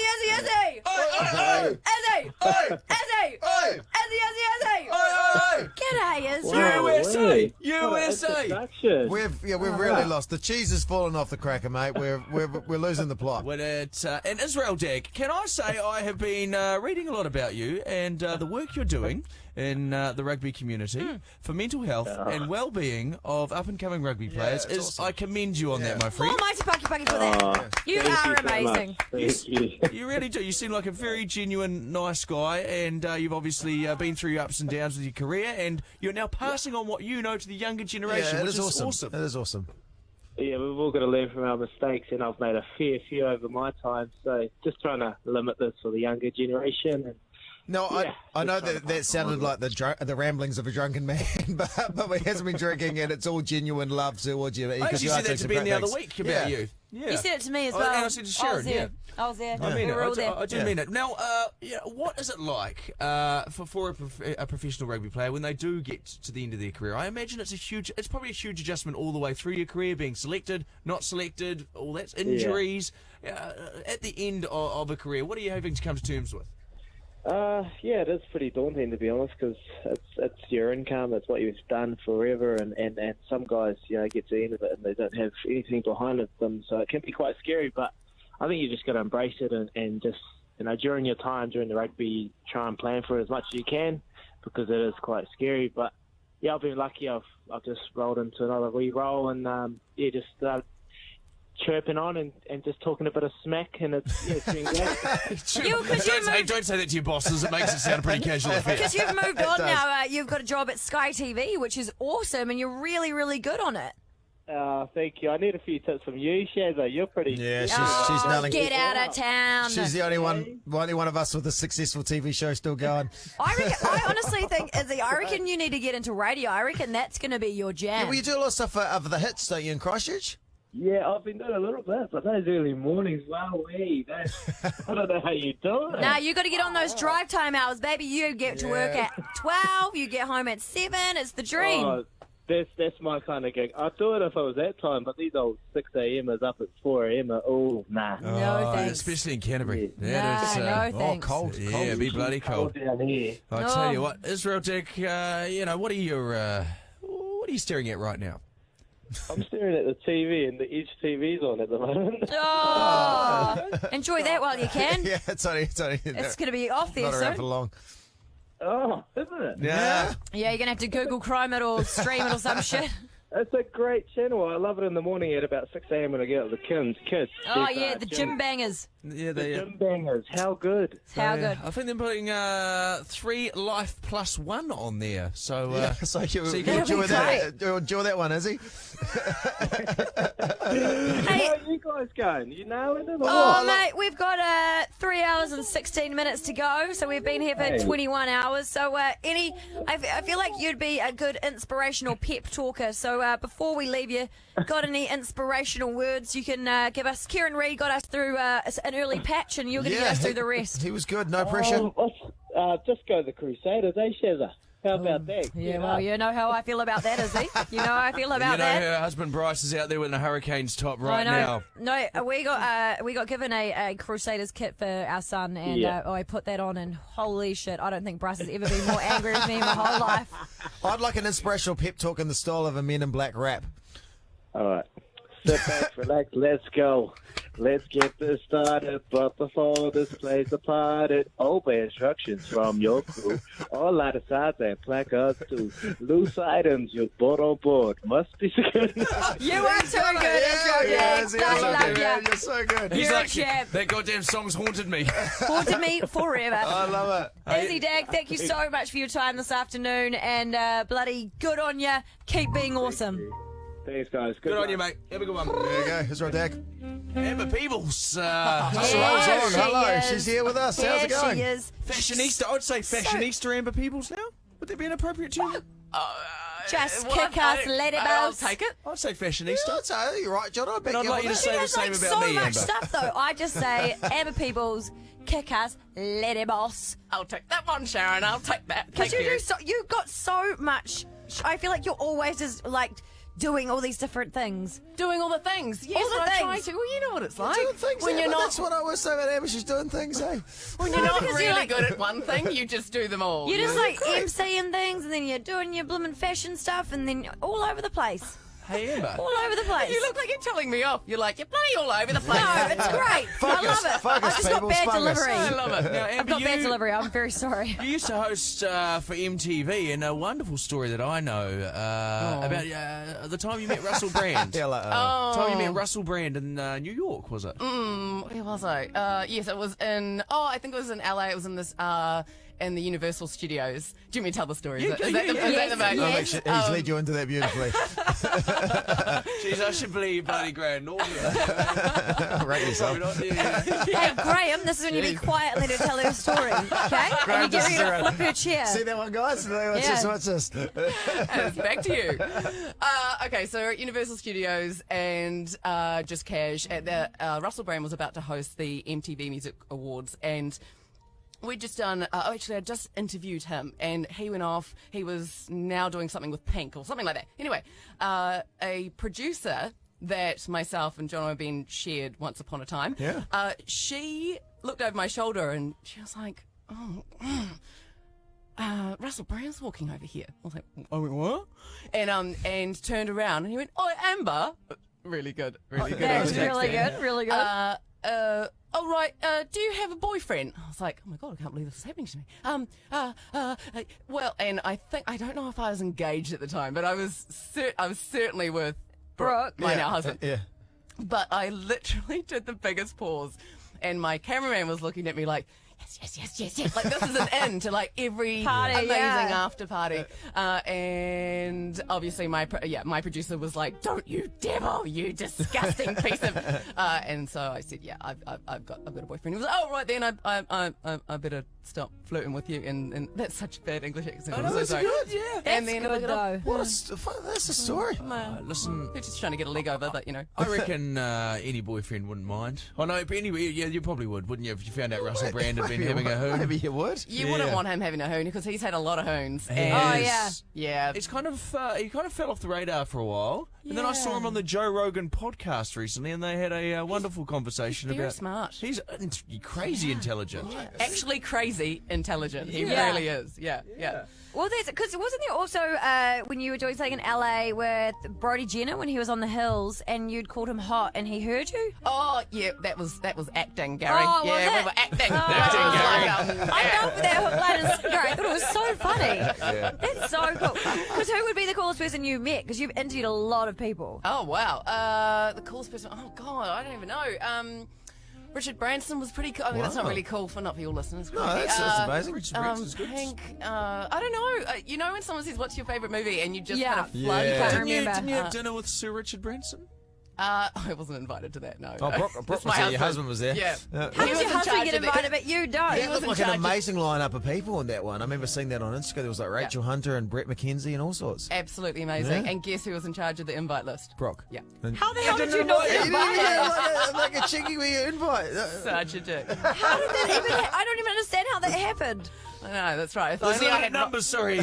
Sorry, Amber. You know, Sorry, I'd Amber. love to get you in. My but, yeah. bad. Oh, It's got 25 of the most influential New Zealanders here. How And dare he? what about you guys? Who's been your most painful interview so far? Like, There were some bleak hours. I think from us more than them. Just through the night, we struggled a Everyone's lot. been pretty good, I think. I mean, we spoke to. It wasn't bleak. But you kind of remember flashes. We spoke to a hotel in Florida that's under the water, and you scuba dive Oh, to yeah, it. that's I'm interesting. just remembering there's so much of the last 24 hours I do not We remember. spoke to the guy who did Post Malone's Always Tied tattoo. Oh, that's in what I America. fell. I fell asleep We in just that. phoned a tattoo parlor, and he's like, "Oh yeah, I did it." And he's like, "Post Malone came in and asked for Always Tired, and he spent an hour and a half trying to talk him out of it." He was like, "Are you really sure about it?" And he was like, "Yeah, I'm sure." So And he's like, "Are you sure?" And then went back and forth for an hour, and he's like, "Okay." And then did Always Tired. Ironically, while they were talking about that, I fell asleep on Sharon the was couch. tired. She was literally tired. I was just like, this is it. and do you have a game plan to keep yourself going? How 4 hours? Well, really? yeah, 3 I hours had a now, 3 so we're at hours. home stretch. I had a We're 15-minute basically power nap, done. and now I thought and we'd then a gone up to shower. I feel 24. great. Another 24. Shower. Showers everything. You feel a little bit crazy. There's a bit of crazy energy. Oh, yeah, a little Jeffrey. bit. You're actually We're really trying to onto get it. we're trying to get JP to go have a I shower. like him. I like him. He looks like a home. It looks like he's. I like it. I like Jono, it. we yesterday before we even He just started, rolled in a Sunday before morning. we even started, I said to the boys, "Hey, don't forget a towel." And Ben's like, "Oh, you already got one." And Jono's like, "What do you need a towel for?" And I was like, "So you can have a shower." And Jono's like, "You having a shower? We didn't have a shower You brought the last time." tarpaulin though, so that was good. I did it. Bring a towel. It made me very concerned. What are we? What sort He of was, things he are was going offended that on? we were going to have a shower because they didn't have showers last time. But you bought deodorant. I've got. Yeah, mate, he lots, smells lots, impeccable. He lots. smells impeccable. I've got Napoleon. You know Napoleon, the. Oh God! Oh, here we go. I've heard The, this story French so many emperor. times. in I'm the getting a last lot of 19 crazy hours. vibes. Yeah. Yeah, I know. So Amber, if I were you, I'd do the bulk now. Yeah, right. So Am I don't- not spray? don't- That's what Oh, Napoleon God. used to wear. That's right. That's the scent of Napoleon, the scent of. that smells like no one's had a potato. shower for the Smells last. like history. Yeah, it smells like 8 months. communism or something. I don't know. What was he? I don't know 8 what he's months doing. at Hey, sea. Amber, it's always nice to see you. Hey, it's lovely to see you Yeah, guys yeah. too. I don't know that no one's probably going to ever hear this interview, Oh, but right, hey, you know. Yeah, they will. People are listening to it right now. People are watching it right now. It's Are they? online. Yeah, live stream, baby. Mate, there's stuff going on. Everyone comment and say hi to Amber on the stream. Yeah. Hey, Richard Thanks, Curtis. guys. See you, Amber. Hey, lovely Have a to see good you. one. Lovely to see Richard Curtis, you're on the phone. No. No? Oh, you know. Okay. Hello. How are you, Richard Curtis? Well, I'm all right. Thank you very much indeed. Greetings to my home country. I hope you're doing well. Why are you doing this? Why are you doing this endless broadcast? Richard, this is like, don't bother about us. Let's talk about you, babes. You are behind many a great British movie. You are a film legend, and I don't know why you've decided to be part of this shambolic operation. It's because there's like someone there called Rebecca who's profoundly lovely, talented, and committed person.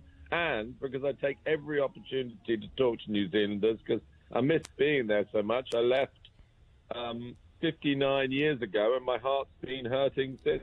Oh, well, Richard. Okay, so you are a writer and director, and Love Actually. Heard of that one, Sharyn? Heard of that? Big Bang of Four Weddings and a Funeral. About Time, another amazing movie. Oh, Rachel McAdams. Oh. Pirate Radio. You've been part of some of Hollywood's biggest movies. Were you part of Bridget Jones's Diary? Yeah. In Notting Hill. Yeah. Richard, you are just amazing. Yeah, you. What? Tell You're me what. You're making me sound old. Wait, all three Bridget Jones's Diaries. Not the third one. Not the actually. third When one. She had the baby. I backed out. Wow. Hey, Richard, what makes, in your mind, the perfect film? Well, Danny Boyle, who I've just been working with, he says the only thing that matters in a film is the beginning and the end, and the beginning not so much. So I think probably is just try and make it end well. Either a good kiss or a good explosion really helps. A good kiss or a good explosion. Losing their temper. So how did you go from, being born in Wellington here in New Zealand and going overseas and being part of some of the biggest movies in the world? Well, I got thrown into a British public school system, which is the private school system, at the time of Monty Python. So that was programmed, hardwired into my brain. And then my big break really was that I bumped into Rowan Atkinson at university, and then I hung on to his coattails for 10 years, doing the show called Blackadder. Do you have that over there? Yes, yeah, a massive show. Of course. Yeah. And then I thought, what's the only subject that's really of interest to me? And it was just trying to get a girlfriend. So I just wrote a lot of films about that. Because Love Actually it's become one of, if not the biggest Christmas movie every single year all around the world. People are just cranking out Love Actually. Is that amazing to you? It's amazing to me. I was only halfway through writing the film that I decided to set it at Christmas, because I suddenly realized that you kind of needed an artificial deadline for everybody, and Christmas sort of is that. If you're going to do anything, you think, I better get it done before Christmas. Yeah. But yeah, it's genuinely a fluke. So you wrote and directed Love Actually. Is there any time watching it you don't cry? Because, man, every year I watch that and I cry. Well, look, can I be honest? I don't really watch it, because for me it's just like an expensive diary. I look at it and think, oh, he was cross that day, and I'm not sure he should have worn that jumper. It's quite hard for me to focus on the reality of it. Can I say, Bill Nighy's character in that would have to be one of my all-time favourite movie characters. Well, that's very sweet of you. I argued so much with the costume lady about his costumes. He wears those sort of white leather snakeskin suits and everything. Yeah. And I thought he should just be wearing, a T-shirt and a pair of jeans. So she was right. So you maybe can take from that most of the good things in the film are probably someone else's. But it's just full of little cameos. Even your old mate Rowan Atkinson, a wonderful scene when he's doing all the extravagant putting together of that parcel. Yeah, no, one of the things I'm proud of is the fact that quite a lot of people went on, Andrew Lincoln went on to do The Walking Dead, and obviously Martin Freeman became The Hobbit, and even the little boy turns up. Thomas Sangster turned up in Game of Thrones, so we had a very good cast. Well, because the Love Actually cast was perfect. There was not one person cast out of place. And I feel like so many people have tried to recreate Love Actually with different ones. And I'm like New Year's Eve and like things. New Year's, yeah. And they try to do what you did with Love Actually, and you just can't, because it was literally the perfect movie. Wow, this is going really well, this interview, isn't it? I'm just getting so much praise. It is. When we found out you were going to be on this, we were very excited. Yeah, we were like, why is he doing this? You want to... Seriously. You asked us why we're doing this, but why are you doing this? Well, for a start, you've got an epic Prime Minister. That helps. Yes. You've got hokey pokey ice cream. That's fantastic. The lamb is good. I've got a gorgeous photograph of myself with bright orange hair standing in our garden in Lower Hutt. Oh, the memories. Richard Curtis, big superstar in the film industry, behind some of the biggest movies in the world. Thank you so much for your time. Yeah, we really do appreciate it. We do. And you have a wonderful weekend. Guys, I'm deeply honoured, and whatever reason you're doing this for, congratulations. Oh, thank you so much, Richard. It's really appreciate it. Charity called Shameless Publicity, Richard. Okay, lots of love. You too. Thanks, Richard. Our next guest, you may have heard of him. He's the Deputy Prime Minister, Mr. Winston Peters. Welcome to the show. And greetings to you guys. How are you, Mr. Peters? I'm very well, thank you. Do we have to call you Mr. Peters, or do we The call Right you Honourable Winston Peters, or what's the correct? Winnie, what are we? Winston, Winnie, what are we going with? What friendship level are we on? Call me direct. Winston. That's good. That's a gag that my dad uses. I love you already. Now, Winston Peters, I admire that you have just been working and working and working. I don't think you're ever going to stop working. Have you put an end date? No. No, you're just going to keep going. Well, why not? You must love what you do. Actually, I don't think people like being asked that. People ask my dad that all the time when he's going to retire, and he hates it. Oh, right. So, sorry, Winston, if that was an offensive question, but I admire that you still go with the same energy that you had 20 years ago. Well, actually, I've always been retiring, but I'm not retiring. Good. Good. Winston, what is the craziest thing you've ever seen since being in Parliament? Oh, look, that'd be a massive competition. I've seen some real Looney Tunes stuff in my time. I've heard the rumour that you throw some pretty good parties in your office. Is that true or false? It's well, it depends what you think is pretty good. I don't know. I don't throw parties in my office. Honestly, I don't. I don't know why people get that idea. I mean, I have people around, and sometimes they have a yard drink. But as for throwing parties, no, other people do that far better than me. Ooh, who's throwing the best parties in Parliament? Well, I'm not at liberty to tell you because it looks like I'm potting someone. But when I say some people put on a good party, and in that context, they get some seriously good food and not this kind of stuff at the university tuck shop, you know. Well, okay, well let's think more international. What about a function you've been at? Because you've met many of the world's leaders, royalty, and all that. Yes, well, yeah, but and I've never been a big noter in that context.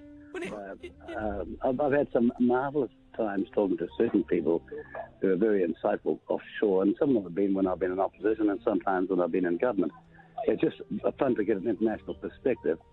And one of the wonderful things about being the foreign minister is that, unlike every other sort of ministerial job, foreign affairs internationally, even if it's China or Russia or, dare I say it, Iran, still nevertheless regard themselves as being in the club, so to speak. And it's quite an unusual feeling. I imagine it would be. Now, I imagine that you have never been out of a suit. Does Winston Peters ever wear anything apart from a suit, like on the weekend? Yeah, I've never seen you not in a suit, but then we don't hang out on the weekends. I've had some people complaining about me looking so dowdy and not getting dressed up. Was at the beach and what have you, so which I seriously love doing. I love doing that. But the chance of when you're in this game and you're working a lot of hours, a lot of days, I mean, you can always take the tie off, you can always take the suit coat off, but you can't put it on if you haven't got it there. So it's rather important to be, never dressed down for people. Never dressed down for people. He's always ready for war. He's always got a suit on, even at the beach. He's ready to go. I like that commitment. Not the beach, on the beach, okay. Oh, not the beach. Really, it's real rags at the beach, yeah. Oh, right, shorts and t-shirt stuff. Oh, yeah, well... No, painting gear. Oh, painting gear? Oh, painting gear. Yeah. Okay, I can't imagine Winston Peters just having an afternoon painting the fence, relaxing. You've got to be joking. I'm a seriously good painter. I'm not boasting. I've been painting all my life. Oh, sorry. No, you offended Winston. How many times are you going to... No, my uncle taught me how to paint properly when I was about 9 years of age, and I'm so grateful to him. And because it's a skill, you don't want runs and all that sort of stuff. Oh, you're right. You want to be proud of your work. Yeah, are you an up and down, slowly stroking guy, or a sideways? I don't know whether I should answer that question, but it does sound a bit weird. The hardest thing to do and the most tedious thing to do is take the darn job off first. You know what I mean? When you got to take, we don't want paint to go. Yeah. It's one tedious job. I don't have the patience for painting, so you do. A lot of prep, a lot of preparation. Yeah. Winston Peters. The paint, look how far he went. That's true. Winston Peters, love your time. Hey, thank you. We've said this to a lot of people, but thank you for always giving so much time, your time, to the show. We really appreciate it, and thank you for being part of this. No problem. No bull dust, but you guys are rather special, even if some of your critics don't think so. Ditto, Winston. Oh, ditto. That's great. Good on you, Winston. There we go. Hi, Winston. How great was that? I The love him. Right Honourable Winston Peters, Deputy Prime Minister, joining our interview marathon. And is it an offensive question about the... I've just noticed when you ask people that are nearing 65 or a bit over when they're going to retire, they get a bit shirty. Oh, okay. They get a bit I know, but sensy. I It's know like what asking. you mean because... It's because it's like you're telling them they're too old. Yeah, that wasn't my intention. No, I know I that feel like wasn't your you're saying intention. it's amazing that he's doing what he's doing, and has been doing it for so long. I don't even imagine him stopping, so No. I wasn't even like when he's stopping. It's like, I imagine No, I don't him- think you would. It's just like he's still doing it. Why is he still doing it? It's probably just a question that gets asked all the time, like how women get asked all the time when they're going to have babies. No, fair enough. True, no, fair enough. That's Fair great. enough. He's a straight shooter. He is a straight shooter. Hey, on to our next guest. Who's that next Brooke guest? Blurton. She is from The Bachelor in Australia. Paradise and The Bachelor Australia. Bip and B. Welcome, Brooke Blurton. What up, Brooke? Hi, guys. How are you, babes? I'm good, thank you. No. How are you guys? Brooke, let's get the big questions out of the way. When are you going to retire? When am I going to retire? I think you've been doing it a long time. It's time to call it quits. Yeah. Sorry, we just offended someone else with that question. We offended a politician with that question. Hey, Brooke. Yeah? Brooke, you tell me, what is the favourite part, your favourite part about your personality? You don't My have personality? to. Sorry, he's very delirious. You don't have to answer that. Sorry, we do this for a very long time. Your favourite? Okay, what do you prefer? Your eyebrows or your hair? I just had my eyebrows done yesterday, so probably my eyebrows. Eyebrow maintenance. I notice the babes putting a lot of effort into their eyebrows. Is this a fortnightly trip to the eyebrow surgeon, or what are we doing? It's more of a 4-weekly thing. For monthly? Yeah, right. Well, at the moment, we're currently doing a record for trying to do 348 interviews in 24 hours. But I also claim to hold, or nearly hold the Guinness World Record for the longest eyebrow hair. It's very long. It's a stray one, and it just keeps giving. That's crazy. Well, don't have any straight. I know you're in Australia. I reckon I could throw it across the Trans-Tasman. And it'll come back around like a boomerang back to us. Hey, so sorry, Bachelor in Paradise compared to The Bachelor Australia, what's the big difference between those shows, if you don't mind me asking? No, that's fine. Quite a bit, actually. So there's obviously more boys than the last, and not just one. So there's equal amount usually to boys to girls. And I think it's a lot more relaxed. It's kind of just, obviously they're on an island, not in a house. So it's a lot more enjoyable. There's a pool and... Right, so you've got like an even spread, like a team sport sort of situation in Bachelor in Paradise, whereas The Bachelor Australia is just after the one Bachelor. Practically, yeah. You could probably, yeah, that's exactly it. Okay, oh, interesting stuff. Is it paradise? Would you call it paradise, or is that overselling it? Because it doesn't sound very paradisial. Definitely overselling it. There's a lot. Probably the biggest comparison is there is a lot more drama in Paradise. Yeah, right. Okay. Yeah, well, it doesn't sound like paradise to me. If I'm picturing paradise, I'm picturing. What are you pitching? Well, not a drama. Not. Oh, no, true. Not talking to anyone, drinking cocktails. Minding your own business. That's what I picture. Yeah, no, you're right. You're right. Hey, listen, I know this has been brief, but I really feel that the three of us and you have hit it off, and we should begin a lifelong friendship. I'll get Ben to tweet you or DM you on Instagram, and we can all maybe get our eyebrows done together or something. Yeah, maybe next time. Sounds good, guys. No, it's been great. Brooke Blurton from The Bachelor Australia and The Bachelor in Paradise. Thank you very much, Brooke. Very, very much. Thank you very, very, very much. Forever. Joining us now, she's a comedy powerhouse behind Breaker Uppers, along with Madeline Sami, and Educators, the new show on TVNZ On Demand. Oh, such a fantastic show. Jackie Van Beek is on the show with us now. Hello, Jackie. Hi, guys. How are you guys? JBB, love your work. Bloody great. How's the tricks with you? You've been holding up the fort. Yeah, that's what I said about Jackie. She's been holding the fort. Oh, that's nice. I like that. I like that. Like a big tent pole. It's like, we'll leave Jackie to hold that. She's got that. She's got out of control. And when you come back, she's got that. She's got wonderful core strength. It's a big. It's a lot. Jackie, I'm working on it, guys. You've been smashing it, and Educators, which if anyone wants to watch it, it's on TVNZ On Demand. Is such a funny show. I can't watch that show without laughing, and we actually started watching it. We were being naughty at Dancing with the Stars one weekend, and we were watching it while getting hair done, and we were all cracking up to it. It's such a clever show.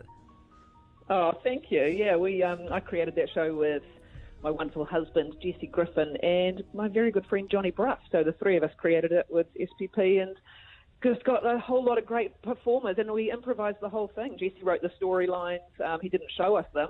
And then he'd just say action, and we would just parade around the school making up ridiculous jokes. And edit it all together. But it was a lot of fun. Yeah. The only thing I didn't like about it is it did inconvenience my childcare situation for a couple of weeks because you stole my nanny at the time, Yvette. But then I watched Educators and I was like, worth it.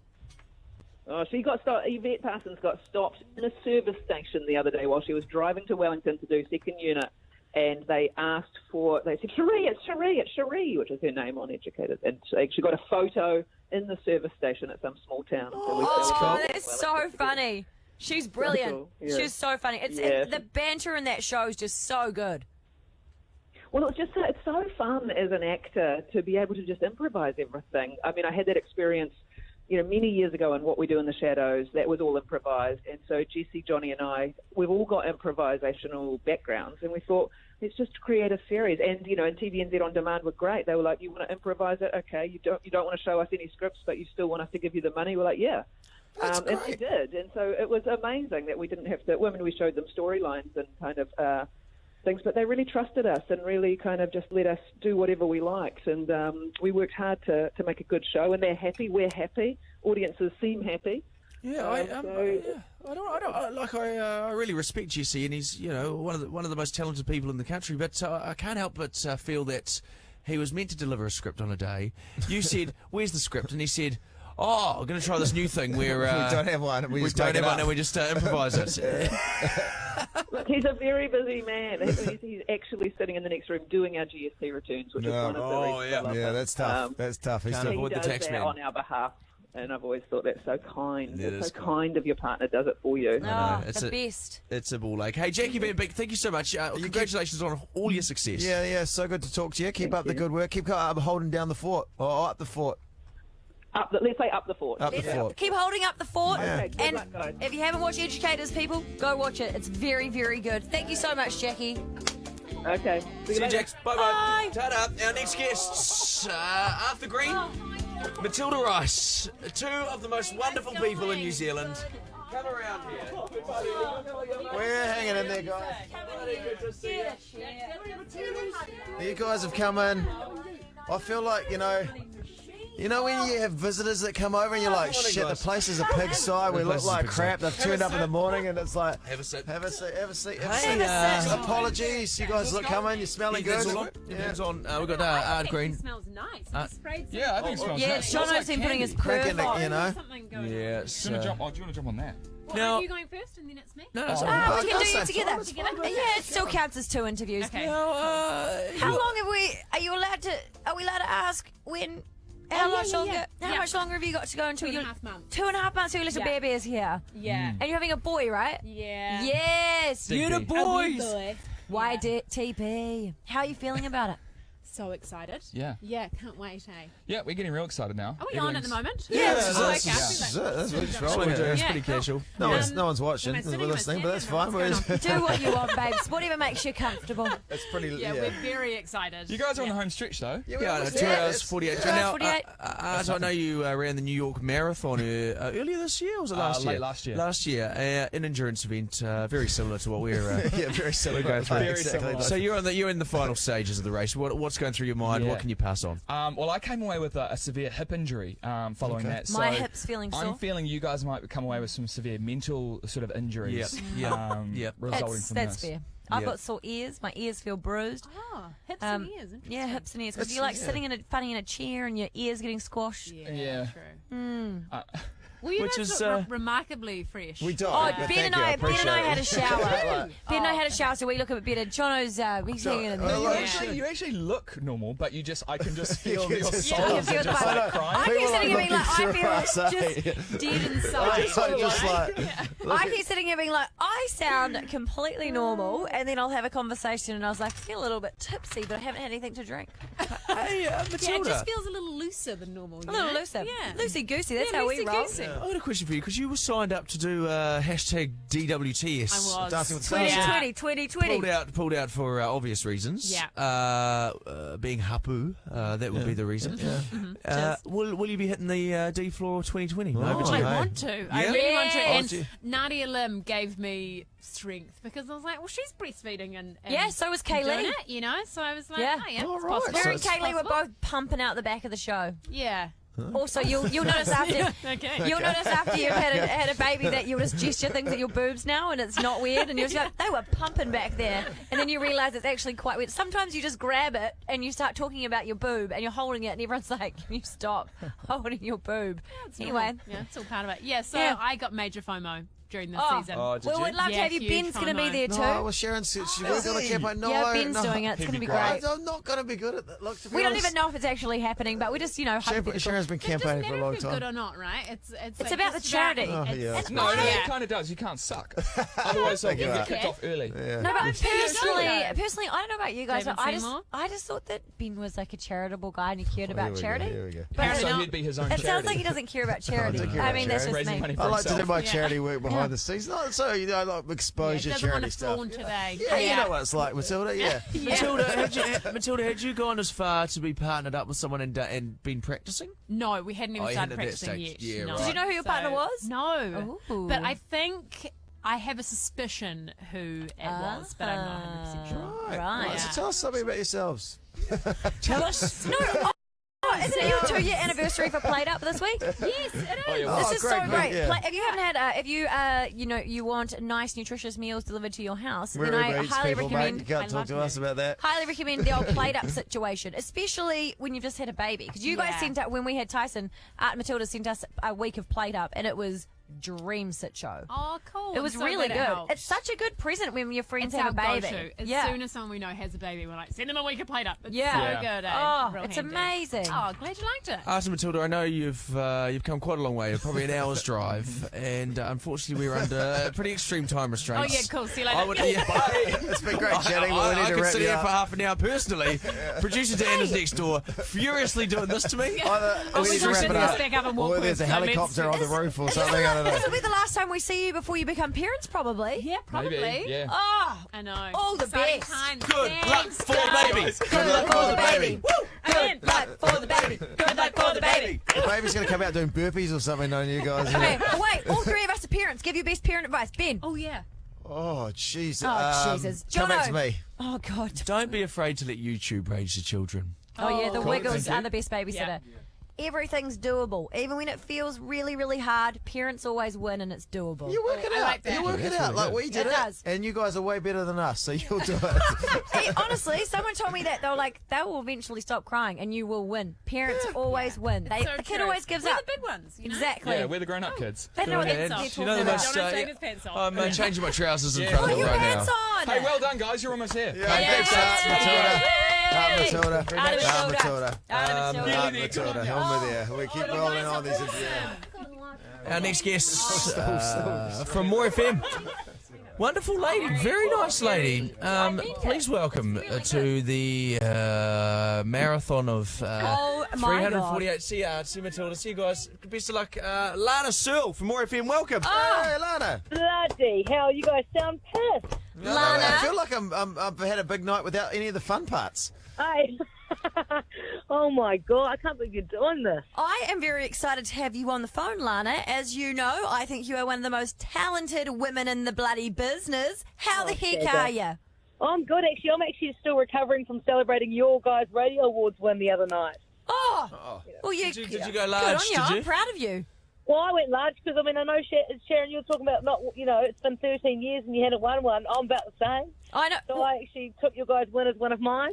Actually, I remember last time you won a radio award, I got so hammered at that after party that when I drove off, I was hanging out a taxi, not lying, hanging out a taxi. What was I? I was The yelling weird thing something. was she was actually driving the taxi I too. wasn't. I wasn't.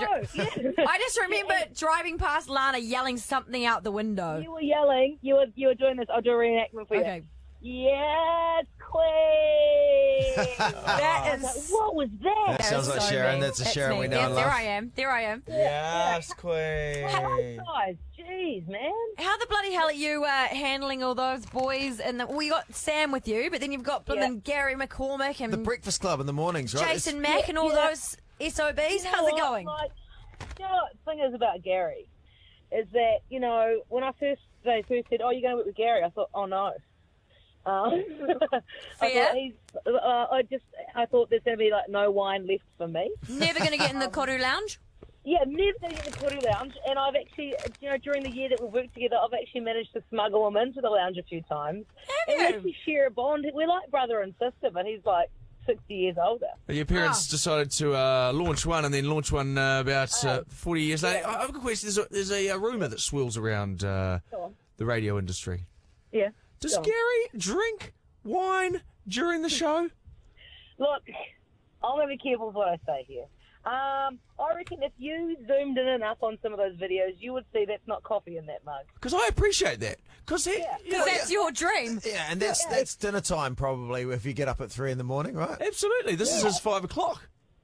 This is like, and then he goes down. We've got a Chinese restaurant down the road.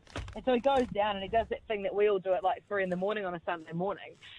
Where you just like absolutely devour any food you see, even if it's not yours. And he just does that at lunchtime at the Chinese restaurant down the road after sinking a bit of wine. He's doing this trying to. I respect that, man. I fully respect that. Hey, Lana, Searle, I'm so sorry. We're really pushed for time. We're trying to mow through these interviews. We're going to have to thank you very much for your time. Honoured to be on the show. Cheers for your help, mate. And you keep doing what you're doing. You're doing a bloody good job. Yeah, love your work, Lana. You sound so drunk. Okay, but love your work, Lana, baby. Yeah, Lana, love Searle. More FM on the phone. Just take a little breather here. We'll just reset. 348 interviews is what we're aiming for. Put some socks and shoes on. Yeah, I don't know if that's going to help you, mate, but you can put some socks and shoes on at the moment. Are you all right with Jono doing this? It's very inappropriate. Doing what? Putting socks and shoes on. Getting dressed. It's fine. He's getting dressed. Lepani, Sorry. how's your morning been? Oh, it's good. Good? Yeah, now, Lepani, you tell us about yourself. Jono, put your socks down. You can talk Come on up to the mic, you can pick up Lepani. that one or you can talk to the Yeah, good up options. to you. Good What options. are you gonna do? You can choose. Yeah. Whatever you like. So, I am Lepani and I make music and stuff. Yeah. So you're a new artist for Sony? Yes. Yeah. Awesome. So I got signed last year. I think it was last year. Yeah. Awesome. Last year. Yeah. Now, I notice you had a Captain America bag and you've got the Captain America. You noticed Yeah, a big fan, obviously. Yeah. What did you think of the Avengers Endgame? Oh, I loved it. It was amazing. It was that scene where, oh my god, the end scene when they're all in everyone's there. Yeah, it's crazy. I was like, right? that must be the most expensive scene in movie history. Yeah, I think it would have been a little cheap because it's CG. So like. Oh, okay. Well, I was really swept up in the. Sorry. I got. What? Oh. Hang on. Oh, yeah, So, gotta break some news to Jono. Technology's advanced. Some of the reality of that. Yeah. We've been trying to hide it from Jono about the fact it's not real. Yeah. So Captain America's your favourite Avenger? Yeah, he's my favorite. Who's your second? Who are you picking second? Oh, I don't know. That's hard. Maybe Thor. Great franchise, though, eh? What a franchise. They're crazy. Amazing. I know we're meant to be talking about your music, but Avengers is great. I love that even when you said maybe it sounded real musical. Oh, really? Yeah, that or I'm just like really tired, but it sounded like a little bit like it was in tune when you're just like maybe. Oh. Hey, is it okay if we get a couple of singing lines? Singing lines? Yeah. Oh, Are you in the mood to sing? I can't really sing though. So. Oh, okay. Oh, I don't know. You guys might be too tired to hear my singing. What do you mate, mean? Mate, it would save this thing if you. I don't know if you've heard the last 5 minutes, but I saw that was Art Green, right? Matilda was just in there. Yeah, Lepani doesn't want to sing, Jono. Stop asking him. So for He's trying to like warm up his do you want me to sing? vocal Do you want me to cords sing? No, yes, please. Oh no. No? Okay. No one wants you to sing. We definitely want to hear you sing. I'm going to sing. I'm going to sing a little song by a band called Tux. I don't do the Tux jingle. No, we're not bringing Lepani in for 5 minutes and have you sing like a Tux Here we jingle. go. Tux keeps him full of life, fit as a fiddle, sharp as a knife, and Tux keeps him full of life. Lean and mean in overdrive. If you're herding the cattle or shifting the mob, it's the feed for the working dog. Cape Reinga to the bluff. There's only one feed that's good enough, and it's Tux. Keeps him full of life. Now we're the judges on X Factor. Lepani, what are you going to give him? I think you have a really good tone. Thank you. Lepani. You are a liar, Lepani. Yeah, great. So people who don't know you, where can they find out what you do and plug what you're doing? Oh yeah, so you can find me on Instagram, Lepani Music with 2 C's, or just on Facebook, Lepani, and Spotify. Lepani. And A-N-I, yeah. You can check me out if you want, or you don't have to. It's the boss. People need to check you out. Yeah. You're a wonderful person. Because your song is called Pocket Full of Love, right? Yeah, Pocket Full of Love. Awesome. Well, let's all go check out Lepani because you are bloody amazing, and we really appreciate you coming I'm a huge in. fan of you guys. Oh, man, we love you. Sweet Lepani. So I'm sure we'll be talking to you a lot more when we're in a much better state. Yes. Come in and we'll have a proper. Let's play. Come on a proper show and we'll play play your single. Yeah, and I'll try to sing dog food commercials to you. That'll be a We treat. can. It's lovely to meet you. Keep up the good work. Lepani, everyone. Yeah, Lepani. Check him out, Lepani. Lepani Music with 2 C's. We're getting 2 hours, 2 hours 30, guys. 36 minutes to go. Lovely to meet you, buddy. You guys have a wonderful weekend. See you later. Very excited about our next guest. Have you already introduced her? No, mate. Very excited about our next guest. She's been up with her newborn baby, listening to this train wreck all night. Oh, God. She's one of my Is she still favourite coming people. on? And she is an absolute GB. Please I welcome. thought I was one of your favourite people. Yeah, one of. Oh, okay. Please welcome the wonderful Hannah Romano. Hey. Hannah. You guys are not okay. Who got you off this? It was, I don't know, what, Jono or Ben's. I found something on. I said we should do that. I found it online, and now I regret every part of that email I sent. It's been bad, Hannah. It's been bad. Now, you've been up all night listening to this train wreck. Do you think it's progressively gotten better or worse? To be fair, I don't really know if it's got better or worse. It's just stayed the same? Yeah, around about the 3 a.m. when I was feeding my 5-week-old child, it really got a bit chaos. Yes, I can't even remember what we did then. What were we doing? What's one thing we talked about? Because I have no idea. It's like piecing together a night out. Oh, to be honest with you, it's a few people that got interviewed were a bit, shall we say, unusual. Oh, this might have been when the person dropped the C-bomb. Oh, well, there was a C-bomb. Yeah, that'll be it. That'll be it. Very He entertaining. was drunk. He Hannah, was and very- I apologise for him. But we kept him on for such a long time, so Yeah, we did. it was He like, all really right, kept guys. going. You did a good yarn. Like we've had, it was cool to have someone call in. But Hannah, you are awesome you are such a positive person on Instagram, which is fun. Which can be really hard to find, and you always have really cool kind of advice for mums and like recipes, all that sort of stuff. How do you stay so positive? Because you are like, you got a newborn baby and you're still not missing a Monday working out. Oh, no. We can even miss a Monday. To be fair, Sharyn, Instagram it's so dark. People are so boring and dark and fake, and I'm really too old for that. I just can't be bothered with it. You might as well be upbeat, you know?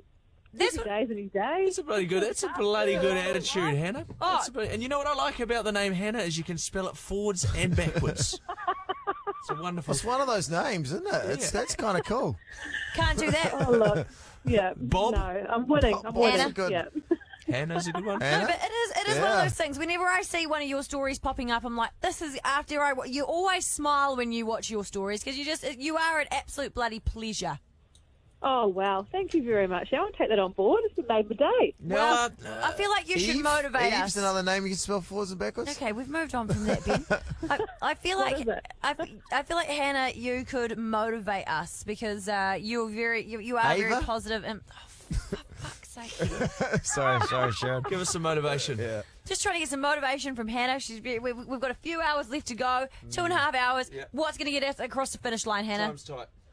Well, I think you guys have done an absolute outstanding job already. You might want to maybe do a couple of burpees to refresh your memory. Burpees.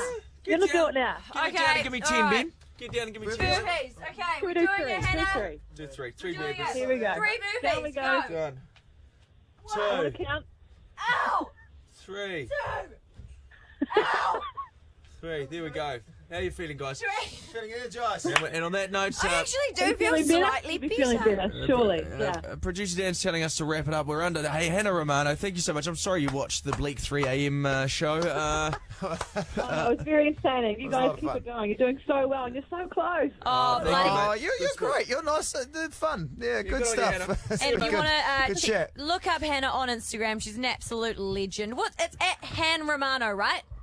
Absolutely, yeah. You know it. Go check it All right, you can out. spell her name forwards and backwards, which is pretty cool. Brad Weber on the phone now. On to our next guest. Welcome, Brad. Brad, back from the Chiefs. Hey guys, how are we going? Oh, Brad. We've been better, but hey, we're here. We've been better. How the heck are you? You're back from blooming Argentina with the Chiefs?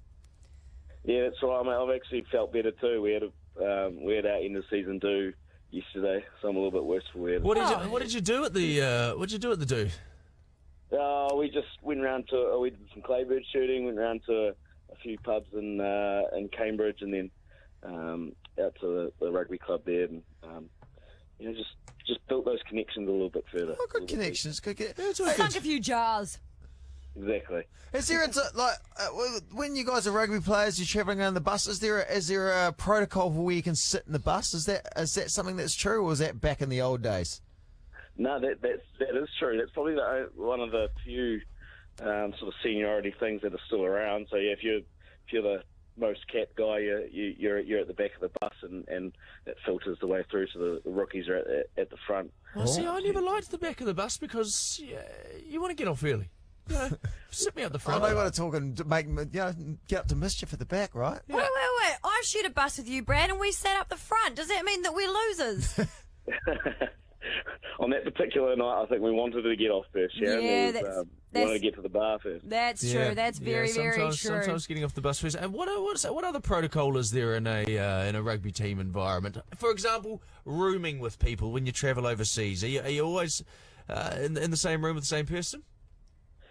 Some guys who don't like switching it up lots, like Marty McKenzie, they try and stay with the same roomie the whole time. But I like to switch it up, so I get to know some of my teammates. You get some pretty bad roomies over the time. Like Stephen Donald comes to mind. He's a bit of a terrible roomie. I've heard you're not the first person that said that. I've heard that somebody else told us that once, that he was a bad roommate. He's actually not too bad, but he just walks around naked all the time, and it kind of gets a little bit old after a while. Brad, I want to ask you a question. You know, when you're in a hotel room with another player, you're using the shower, you get out. Now the bath mat. Oh, here we go. Okay, the bath mat. Are you dripping dry inside the shower, drying yourself off, the majority of the self with the bath towel, then stepping on the bath mat, or are you stepping out of the shower, soaking wet onto the bath mat? Over to you. Well, I'm glad you brought this up. This is something I'm quite passionate about. Me too, Brad. In fact, all of us are. And we have differing opinions, so we're interested to know what you think. God, you better be on the right side of this coin. I'm always grab the towel, stay in the shower. Yes! Oh, Brad, no. I thought we could have been mates, but now things are they've taken a turn on that bus that I'm not sitting at the back of. Knew you were the best. Hey, thank you so much for phoning in and being part of our world record attempt this afternoon. We've got 2.5 hours to go. Any parting words of wisdom? No, well, if your husband Bryce can do 58 hours bowling, you guys can do 24 hours. Yeah, he's bloody a legend. We're giving it a crack. We're giving it a crack. Well, go get a Big Mac into you, Brad. Yeah, bloody oath. Good on you, mate. Thank you so much. Bye, guys. See you later. Our next guest, you will know him as the star from the Fyre Festival documentary. He became a bit of an accidental star when he relayed a tale of what he was willing to do to import some Evian water through the customs on the island. We have spoken to him once before. It is an honour to have this man on the phone. I'm blown away with the response of the documentary. Completely blown away.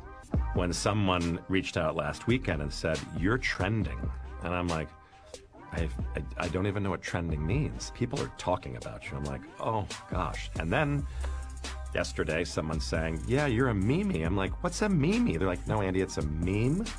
and they're creating ads about you. After doing a documentary like this and you have your 15 minutes of fame, what happens next? One of our biggest goals, obviously, is paying back everybody in the Bahamas. And so it's kind of rewarding that we started a GoFundMe last week to help Marianne, and we've committed to focusing on paying back. Well, I was just playing there and I didn't know when to stop it. Andy King I don't know if it was from the the bit you Fyre wanted to Festival play. documentary at Real Andy King on Instagram if you want to follow him. And I tell you what, I want to follow him. He's a hell of a guy. Andy King, the Kingmaker. King Dog, welcome. Hey there. Hey, how's it going? Nice to talk G'day, to you. Andy. How are you, Andy? Oh my God, still standing. Still Andy's still standing. I just don't want to be necessarily What's known as a thank you, blowjob Jono. What's happened since the last time we talked? Like, what craziness has happened in your life? Let's just say 5 TV show offers in the last 30 days, which is pretty amazing. And we're trying to figure out which network is the best way to go forward. And, it's pretty exciting times from pre-fire to post-fire. Pretty amazing. I mean, you can't probably say too much about the project. So are we talking sort of reality shows based around you and your business and your day-to-day going-ons? I'd say that's pretty accurate. Yeah. No, that's great. You got the big networks fighting over you. That's fantastic, Andy. That's awesome. Isn't it amazing? And guess what? We were in L.A. last week at a Emmy voting party, potentially. So Fyre might be up for an Emmy, which is pretty amazing, and we'll get that announcement on July 12th. Oh, well, it certainly deserves to be. Now, after the documentary, I know you said one of your main goals was raising enough money to pay back the caterer in the Fyre Festival documentary. Were you guys able to do that, Andy? Yes, we were able to pay back that's awesome. Marianne, which is phenomenal, and we made all our goals with that, and now we're trying to pay back all the laborers right now in the Bahamas too. So awesome. We're at about $78,000, and we want to be at $400,000. So, oh my gosh. We are working diligently on that. As you guys may have seen, I did a commercial with Ryan Reynolds a couple of weeks ago for Aviation Gin. Oh, for Have his you guys gin seen that? company. Yes, I was just reading about that the other day. It was sort of a parody of your scenes in the Fyre Festival. Exactly. And so Ryan's being very generous, too, to help me make my goals as well in paying back people in the Bahamas. So we're doing our best right now, and I think we'll get there slowly but surely. He's a lovely guy, isn't he, Ryan Reynolds? I mean, I met him once briefly, but he just seems like just a genuine, lovely dude.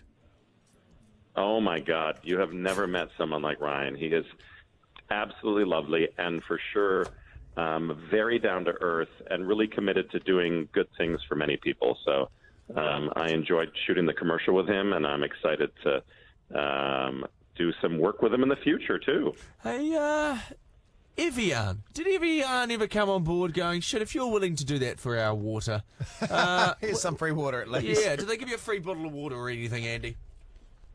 They sent me 2 glass water bottles, which was quite Shut nice. up. And, yeah, their marketing team, they're trying to embrace the world of sustainability now, which is kind of fun. And so they're, as you guys may know, I run my crazy event business, which is focusing always on as close to zero waste as possible. So we don't have plastic at any of our large events. And so Evian was very sweet and sent me 2 glass water bottles to show that they're jumping on the bandwagon now and really trying to focus on the world of sustainability and helping with climate change. Oh, that's awesome, mate. Now, your background obviously was in event management and organisation. That's how you got tied in with the Fyre Festival, and you helped organise the America's Cup yachting in San Fran. What are you working on at the moment, event-wise, Andy? Oh, my gosh. Well, we're looking at also hosting another music festival pretty soon, which is kind of exciting, and it potentially might be a fundraiser for a community that was affected by a hurricane in the last couple of years, which is pretty cool.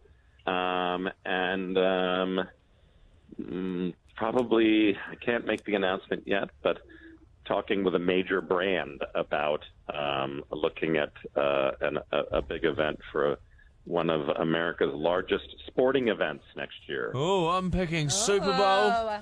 I'm going to pick. Well, that could be it. Oh, Like Andy, that, listen. Absolutely. You know, Listen, who that's else awesome. would do a good job hosting a halftime show, right? Hopefully me. Yeah, damn right, Andy King. Well, 90% of this conversation has been very cryptic, but I've enjoyed it, and I always love talking to you. Well done on your success. I'm glad it's going to eventuate into a TV deal. Andy King, I just hope one day that we get to meet each other and share a glass of Evian. Absolutely. Well, I'm hoping to make my way to New Zealand one of these days soon. So I would love to have you here. Continue And you can support. follow Andy at Real Andy King on Instagram. Go look him up. Thank you Yep. so much, Andy.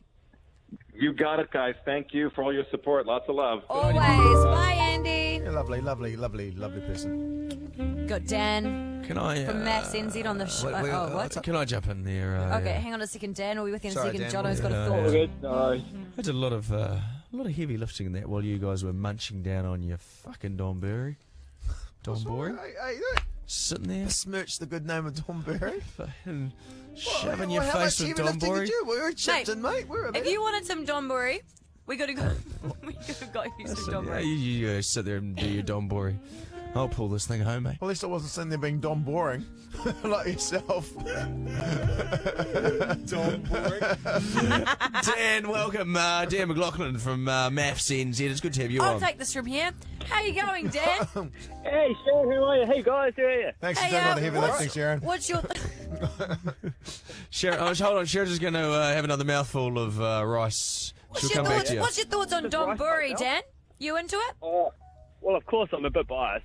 Yuki actually made me a rice ball this morning, so yeah.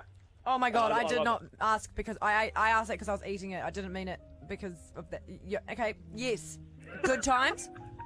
Oh, good times. Good times. Good times. Hey, so you guys still I'm a together? bit- You guys still Yeah, together? man. Really? Yeah, man. So we're still we're living in Wellington now. So Yuki moved up about 3 months ago, and me, Zara, which is the white ball of fluff, and all of us living together in a house in Wellington. Oh, that is so good. I'm glad that's there's a happy story. man. So that means you guys and Brett and Angel are the survivors. Yeah, I know. Do we get prize money out of this? I feel like we should. I mean, you should. What Do you price do you guys, put on love, mate? Yeah, that was the prize MediWorks gave you. have you guys ever hung out with Brett and Angel since they're the other successful couple? Well, Angel's my mate. I mean, she signed me up for the show. Oh, So, yeah, I went to Angel's wedding. Really? That is Yeah. crazy. What, they married at first sight? Oh, I guess it's your only wedding, right? Yeah. I went to Angel's wedding, and I thought, I went to it, and I was like, what a crazy girl. Why would you ever sign up to this type of crap? Yeah. And then 12 months later, she came to mine. That is far out. I tell you what, they call that a turnout for the books. That's what they'd say. That's what they say. It's a turnout for the books, is what they'd say. Well, Dan, listen, I'm so glad you're happy. that's and awesome. What would you say to God if he was listening right now? Great question. Hey, God, how you doing? I'm doing all right. Thanks, everything. Peace out. Yeah. That's a lovely. Yeah, that's a lovely message to God. Hey, Dan, we're under the pump trying to knock off the remaining interviews. We're just sitting over 320 right now. Thank you so Yeah, much man, for your that's a time. lot. I'm so glad that you guys have got a long, fruitful, very healthy relationship.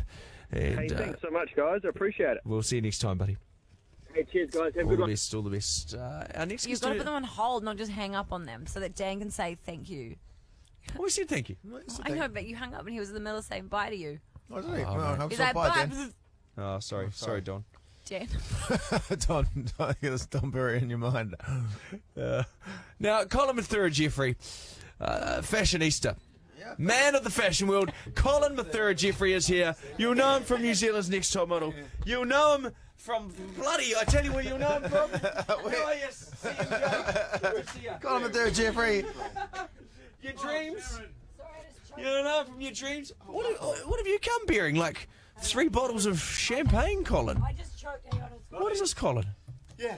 You've come with champagne. What's this? To celebrate, pre-celebrate before I leave. Oh, jeez. Colin. I'm not around, but we'll open one, we'll drink it Sorry, and I then just choked. I was just Oh, choked. Colin, that's very kind of you. Shit. You, How you been? Grab a seat, Colin. Grab a seat, See Colin. the microphone's there. Can we get a photo of this as well? Yeah, let's get a photo. Let's do it. Thanks, Dina. From out. Yeah, we'll get a photo. Hey, jump on in. We're We're moving into it. Colin Mathura-Jefree. Here he is. You spent many years as I'll have Yeah, some drop it of like that. it's Lovely. hot. Let's I've do got a this. preemptive champagne. Colin Mathura-Jefree, a very fashionable man. I'd say probably the most fashionable man in New Zealand. And I am looking at your rings right now. You look at those rings. That's gotta be. Yeah. They are diamond encrusted.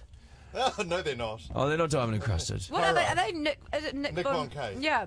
3 of them are set. Wow, they're so beautiful. Do you wear them every day? I wear them a lot. I wear them into business meetings because Pyrate's the truth sayer. The Yeah. Yes. Now, you spent many years modelling, didn't you? Yeah, nearly 30. 30 years modelling. What is the one crazy-ass story that stands out from those 30 years of modelling? Oh, no, I have so many stories. In fact, I'm in the middle. I'm starting to write a book. Oh, you're writing a book? Are you? And it's, Awesome. I haven't really brought that up properly. So That's amazing. Is it hard remember? I would have a really hard time remembering all the stories. when you start remembering, it cascades in like a waterfall. Yeah, I suppose, And like, if they're you- shocking, and some of them are so embarrassing and mad, and you guys look awful. I must say. Let's be frank. I actually thought that we looked quite good. I I thought love that. Ben He and looked I me looked dead in the good. eyes and he's like, you guys look awful. Awful. I thought Ben and I looked good, and we were just having a dog. Oh, it's great to see you too, and a Jack. couple of friends. You look awful.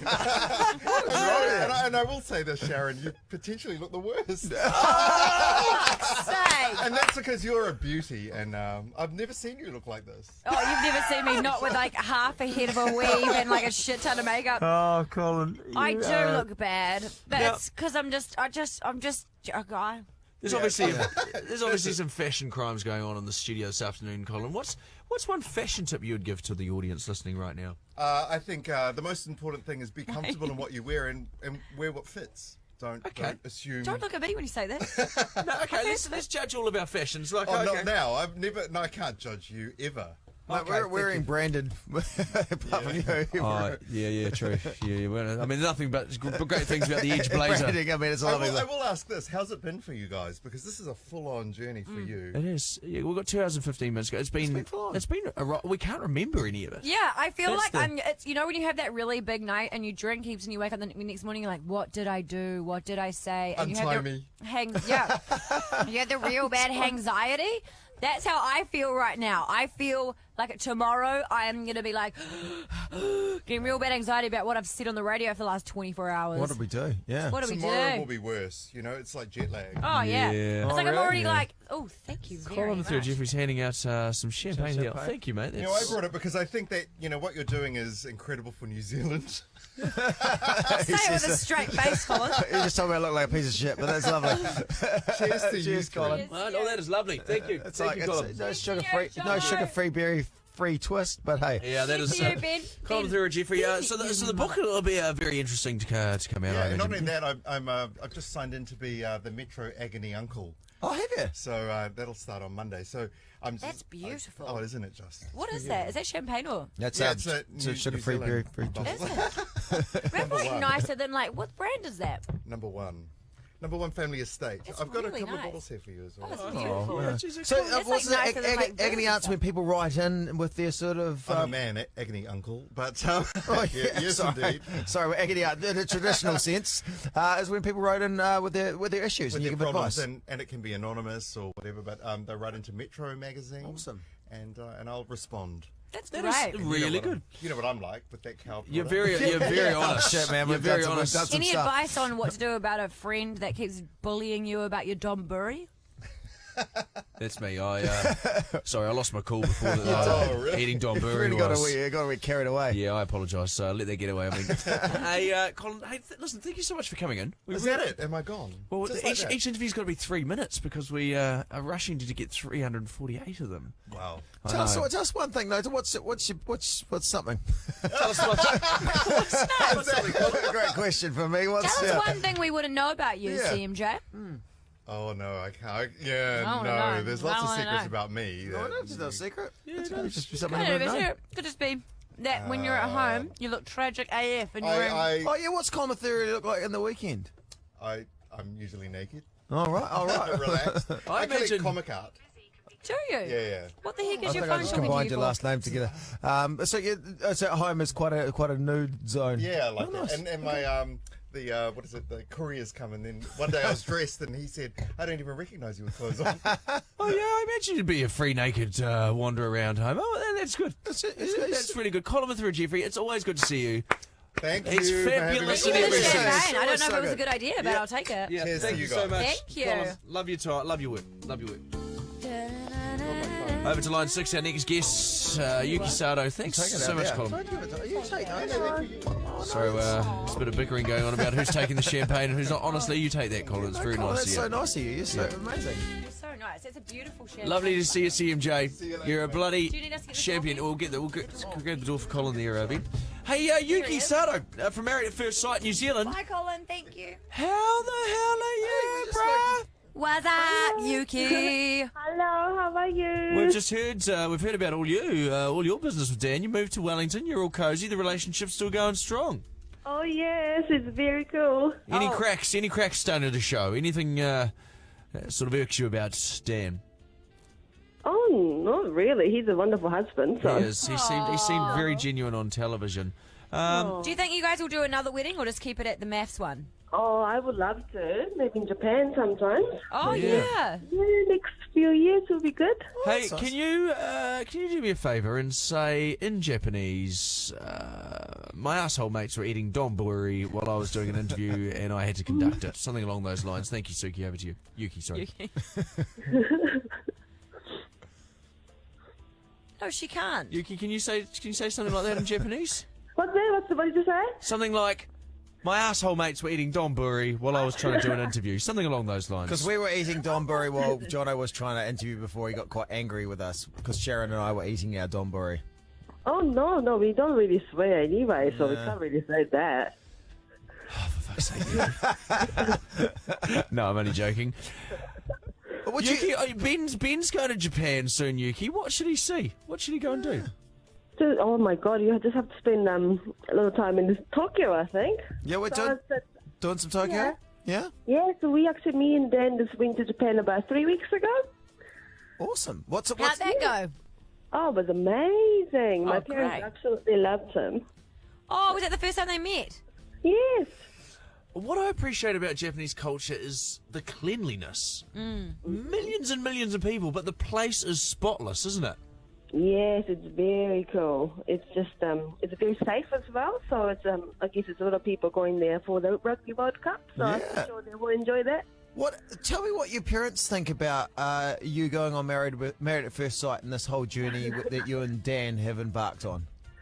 They actually haven't seen the show, so they don't really get the whole concept of the show. So me and Dan went to Japan. As my parents keep telling me that, oh, you chose the right person, you chose a good person, da-da-da-da. But really, I didn't choose him. Well, they might have thought you were like the Bachelorette or something, did they, Yuki? Yeah, that's right. So we have a bachelor in Japan. Oh, right. And you're like, oh, listen, I can't be bothered correcting your mum and dad. Yeah, I did. I chose the right guy. Yeah, that's really cool. It's so awesome that you guys are still together and everything's going great. I know. We are very lucky. Well, you are very lucky. I've seen the shambles of some other relationships, so you're very lucky. Yeah, hey, Yuki. You seem like He amazing told you about people. our relationship. Well, ours too. Yeah, one of the faves. We're tight. I don't Of know Married about at us and First Jono. Sight, New Zealand. Yuki, see you, Colin. Yuki, thank you so much. And you go.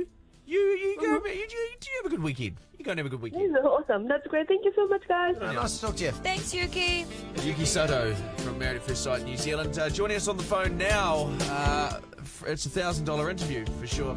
Ladies and gentlemen, the one and only gossip blogger, the famous, the celebrity-laden Perez Hilton. Welcome. Hello. Is that Perez Hilton? Yes. Hi. What the effing heck? How's it going? It's Jono, Ben and Sharyn. We're calling from a radio station in New Zealand. Awesome. I've never been. I would love to go. Oh, don't worry. You It's must. Don't bother. It's pretty bleak. No, don't tell him that. We want him to come. Oh, I'd love to have him here, but it's not. It's not Well, LA. Listen, I don't care if you say it's bleak. If I get a free trip for me and my kids, and my mom were there. Oh, so it's not just you. You want your kids and your mum coming. Fair enough. I can't foot the bill for this, Hilton. I know. I'm always on the lookout for a fun family vacation. Hey, Perez, we don't get big celebrities in New Zealand. Who's the coolest person that you've got in your cell phone that you could call if you wanted to at any stage? It depends. I mean, I would imagine that Madonna's probably changed her phone number by now, or Adele, but maybe one of those two. Oh my gosh, that is so. How do you get someone like Madonna's phone number? She got mine. She called me because she wanted to talk to me about something, which I can't say what. She got my number through her manager, whom I know, Guy O'Siri, and then I just stored that number in my phone book. That is so cool. Is that quite a common thing, celebrities changing their phone number regularly? Oh, yeah, definitely. And emails, too. They have stuff leak, or they get divorced, or they get split from their partners, and for a variety of reasons, they're constantly changing their information. That's like Ben. Ben's constantly changing his information, but it's because of all the affairs he's having. And some tax purposes as well. Paris, something I've always wanted to ask you about somebody that, you write, that's what you're famous for, is for writing some really amazing celebrity gossip. And, a lot of time people will come out and be like, those stories aren't true and blah, blah, blah. But, you look at things like Bradley Cooper and Lady Gaga, or you look at Kylie Jenner saying that she's never had surgery and things like that. Do you think those things are all not true, or do you believe in the saying, where there's smoke, there's fire? It depends. I mean, I do believe where there's smoke, there's fire. And in regards to the story you mentioned with Lady Gaga and Bradley Cooper, I mean, even People magazine here in America, which I would say is an extremely reputable publication, they haven't claimed that anything happened during the filming of A Star is Born, but they did say that they had a very intense chemistry, which leads me to believe that, that's somebody on one of their teams planting the seed, or just acknowledging that maybe something's happening now or has happened, or they're leaning on each other, whatever. It wouldn't surprise me at all if they got together. And actually, I was curious, so I did a poll, right? And the question I asked my followers on social media was, if Lady Gaga got together with Bradley Cooper now, would you think negatively of her in that move? And overwhelmingly, 60% of people said no. So, I straight away was like, I would love them to get together. I think everyone did after watching that movie, right? Yeah. Yeah, it seems like the world is shipping it, as they say. Everyone wanted them to get together apart from Irina. Yeah. yeah. Because there was a thing, we spoke to somebody who used to be like a publicist in the UK, and she was saying that sometimes if an outlet, so say you or People magazine or something like that, you will ring a publicist or whatever and be like, hey, I heard that this celebrity did this, is it true? And then the publicist can then say something to you like, that is true, but if you don't publish that, I'll give you this story instead, which will still get you some traffic. Is that a thing that actually happens now? Well, it used to happen much more so back in the day, but now, because A, there's just so many more outlets, and B, publicists aren't as powerful as they used to be. And also C, celebrities and their relationships to negative press or the news or even their fans has changed so much because of social media. Perez, you must know so much stuff that you haven't put on your website, like so much salacious gossip. Because, where would the line be? Yeah. Where would you be like, oh, no, I can't put that online? Well, the line for me is all about getting sued now. Because I am a father of 3, I care more about my money than I used to back in the day. Back in the day, I used to get sued all the time. It was not pretty. And I didn't care. I was like, all right, I'll just make more money in the future. Now, I'm the cheapest person there is. At the very beginning of our interview, I tried to get a free vacation. So even if I have information, and even if I believe it to be true, if it's something maybe just too much, I won't publish it, because unfortunately the way the legal system works in America, and it's probably the same in New Zealand, even if I'm right And even if the information is true, a celebrity could still sue me. Oh, really? Wow. Yeah, they could sue me just because then I'll have to prove it in a court of law. And there'll have to be a lawsuit. And more often than not, almost, I would say 90% of all lawsuits in America are settled out of court. And it'll cost me so much money to fight a lawsuit, even if I'm right. How many millions of dollars do you think you've lost through lawsuits? A lot. Oh, wow. A lot. Wow. Yeah. There was a period of a few years there where I was getting sued by everybody. I got sued by paparazzi agencies. I got sued by Britney Spears' record label for leaking a song. I got sued by Jennifer Aniston's movie studio because I posted a photo from a French magazine. This is the wildest one to me, okay? I posted a photo from a French magazine.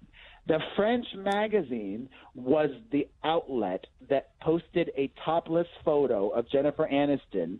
It was a still from this movie that she did, and the scene never made it into the movie, but somehow that image leaked and the French magazine published it. They ended up suing me and not the French magazine. But that's because she kind of has a chip on her shoulder with you, though, doesn't she? Like, was it her that was the one that hit you up at a gas station, and that was kind of your turn of your blog where you kind of changed the tone of it quite a lot? Well, we ran into each other in a parking garage underground, and I wouldn't say that was it. That was one of many things that led to it, but we had a good conversation in the parking lot. There was some words said. Yeah, paid for her parking and off she went.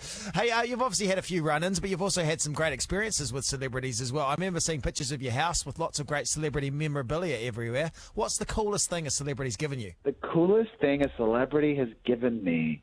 Well, right now, I'm looking at one. When my first child was born, my son, Taylor Swift, made me a gift. She didn't just buy me a gift. She made me a gift.